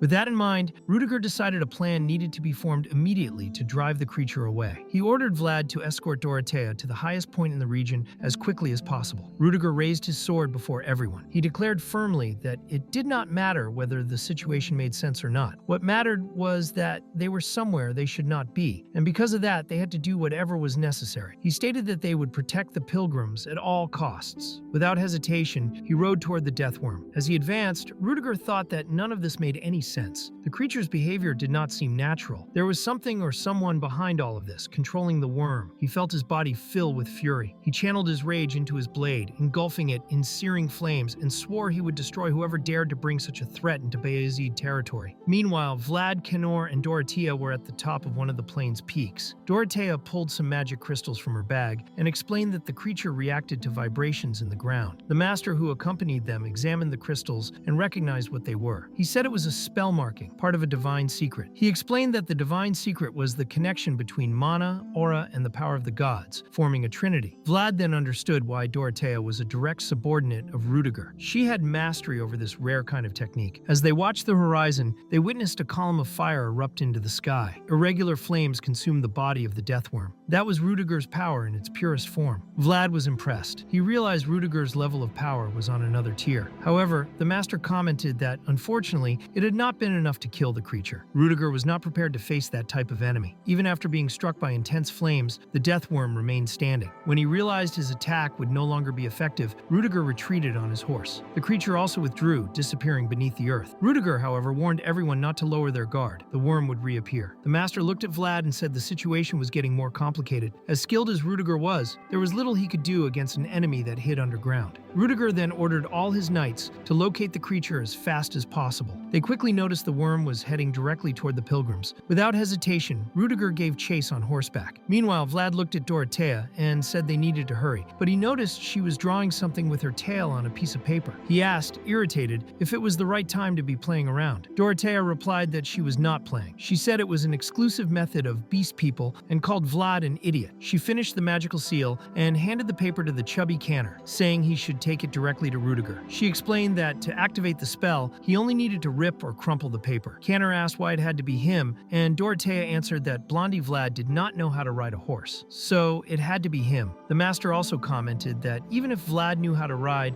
he would not be fast enough. Underground, the death worm moved far quicker than any horse. Rudiger's knights had not even gotten close to the creature yet, and it was already almost upon the pilgrims. At that moment, Vlad made a decision. He took the scroll from Canor's hand, saying he would use his last resort. Dorothea, surprised, asked what he thought he was doing. Before she could stop him, Vlad jumped from the cliff and began sliding down the slope. He knew he did not have to get involved. Rudiger and Joseph were on opposite sides of the struggle for the family's leadership, and the knights who followed Rudiger were part of Bayezid's elite. As a mere vassal, nothing was expected of him, but he could not get the image of that black horse out of his mind. It was deeply distracting. He forcefully remembered his own story. He knew very well what it was like to see his home destroyed by a world far greater than his own. He felt that memory in his bones. However, as he descended, he tripped over a stone and began tumbling downhill like a runaway doll. The master, seeing this, shouted for him to try rolling his body to avoid more injuries, but it was too late. Vlad hit the ground hard, smashing his ribs against it. From above, Canor commented with relief that at least he was still standing. Despite the fall, Vlad had gotten to his feet. Dorothea, still shocked, asked how Vlad was still fine after falling from such a height. Even in pain, he replied that he did not expect to come out unharmed. He thought he would break a bone or two, but to his surprise, he was doing better than expected. That was when his aura reacted intensely, and in that exact moment, the black horse felt his power. The master, observing from a distance, explained that the glow around Vlad was the blessing of the serpent. He said Vlad truly would have died if not for that protection. But he warned that now Vlad only had one more chance. Vlad began running with all his strength toward the pilgrims. In the middle of the crowd, he recognized Father Andreas, who was desperately running, trying to escape. He also saw that Rudiger was still too far away to do anything. The death worm was closing in with terrifying speed. The master then said that sometimes coincidence appears in the form of destiny, and when it does, it forces a person to choose. Vlad immediately understood there was no more time to hesitate. He pulled out the scroll with the magic seal and tore it in half. He knew he had to act in that very moment. The spell fused with his blade, empowering it with magic. He then drove the sword into the ground and channeled all his power to draw the death worm's attention. The creature felt the vibration and began changing direction, turning fully toward Vlad. The master, however, warned that this still was not enough. Vlad needed to amplify his vibration. He needed to invoke his world. Vlad closed his eyes for a moment, and in his mind, he saw the reflection of his inner world, as if standing before a lake. He knew he had to be noticed, had to force that remnant of the fallen dragon to focus solely on him. The worm finally burst from the earth, merging directly in front of Vlad, who held his sword with immense courage. But even with all his determination, he knew he could not defeat that creature. Each charge, each bite from the monster tore apart entire sections of the plane. The master shouted, telling him not to even think of fighting it head-on. He ordered Vlad to retreat immediately. He explained that Vlad's world was not yet deep enough to face something of that level, but Vlad ignored the warning. He knew he had to buy time. Rudiger still had not arrived. The worm attempted another strike, and Vlad narrowly dodged it, rolling across the ground. The creature then returned underground, trying to deceive Vlad's perception, planning to emerge from beneath to devour him. It seemed there was no escape. From a distance, Rudiger watched everything and thought the boy had been swallowed. But to everyone's surprise, Vlad emerged from the smoke riding the black horse. Vlad, surprised, exclaimed to himself that he was riding a horse. For the first time,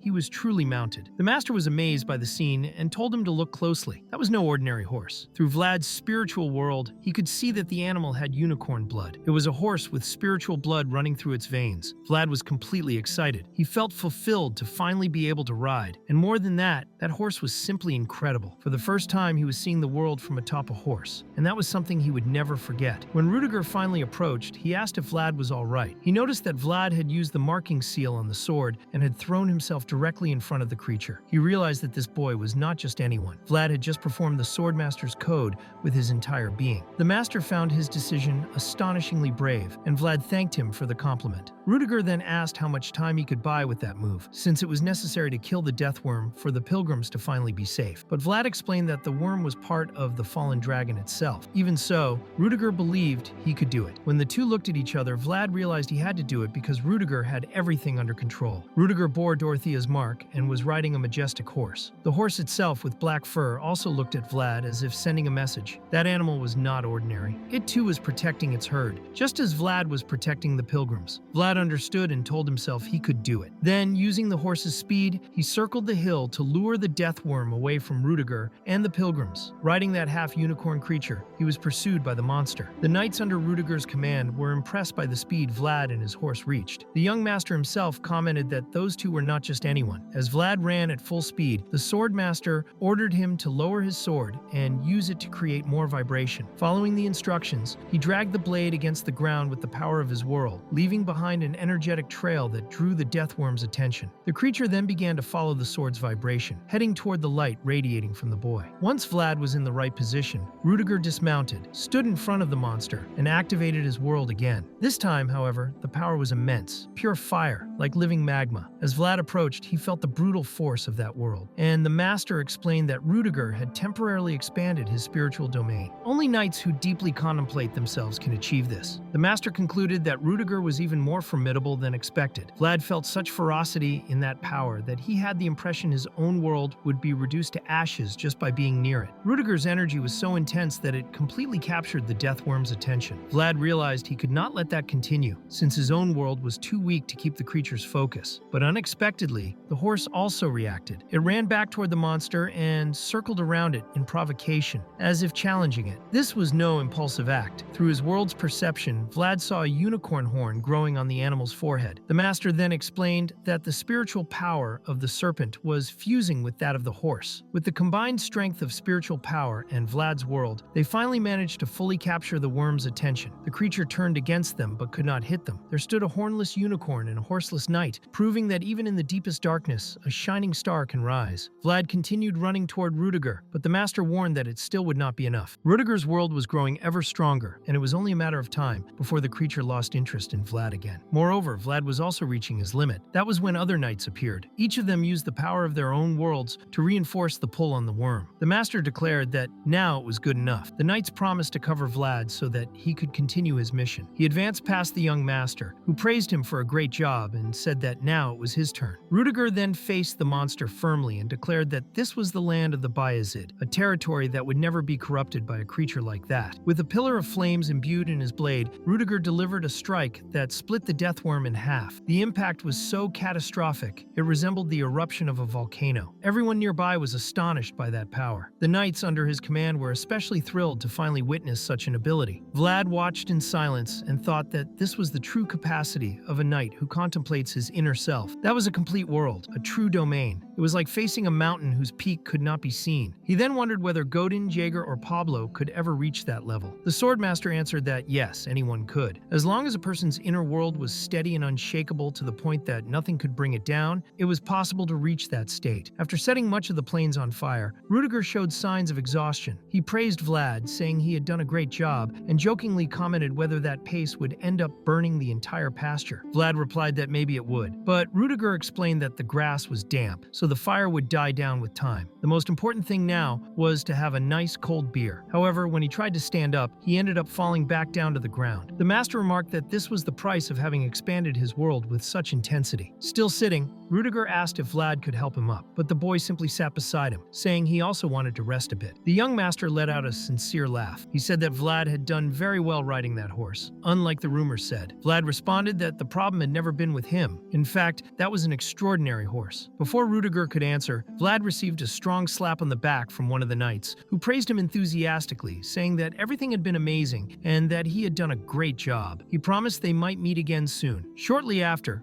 Father Andreas approached and recognized Vlad. The boy replied, relieved, that it was good to know the priest was safe. Andreas said that now he understood everything. He had seen that light before, the same one that pierced through the darkness. He remembered the moment Vlad killed the evil spirit. With emotion, he knelt before the boy and thanked him with all his heart. He prayed to his Lord, asking that the boy who had received the divine testament and acted according to the will of heaven be comforted, that he be blessed with compassion and passion to keep protecting this world. Because of that, all the pilgrims began to praise Vlad. Countless hearts turned toward that single light shining in the midst of chaos. Meanwhile, Count Bayezid received a message from Dorothea, sent through a crystal orb. He commented that he had sent the warning as a precaution, suspecting dark magic once again in his territory. Ragmus added that it seemed some dark mages had settled in the north and that the Empire was neglecting the problem. As a result, cursed and forgotten creatures were starting to manifest little by little. Even so, at least some of the news was good. The Count acknowledged it. That boy's name had been appearing frequently lately. The monster hunt, the duel of honor, honor, and now that extraordinary feat. If not for Vlad, Bayezid itself might have fallen into disgrace. He was, without a doubt, an admirable boy. Finally, he ordered that Joseph be summoned, for worthy people should receive the rights they deserve. Later, at Rudiger's camp on the plains, everyone was resting after the events. Vlad was sitting alone, facing his own campfire. While polishing his sword, he noticed how much it had already been through. The blade was quite scratched and damaged. Rudiger approached, carrying a bottle of cognac, and seeing the boy alone, asked in a humorous tone why he was sitting there looking so pitiful. He also wanted to know where the chubby kid was. Vlad replied that Dorothea had taken him off to do something together, and that Father Andreas was praying with the pilgrims. Rudiger commented that everyone was busy and offered him a drink. Vlad politely declined, saying he was taking care of his sword at the moment. The young master pretended to be offended and jokingly said that Vlad was refusing yet another offer from a noble. He had turned down peanuts, his hand, and now even a drink. He asked if Joseph had told him to act that way. Vlad replied that was not the case. He then took the bottle and noticed it was nobleman's liquor. He thought that, despite their different personalities, the two brothers had very similar tastes. Noticing the state of Vlad's sword, Rudiger became concerned. He said it needed urgent repairs.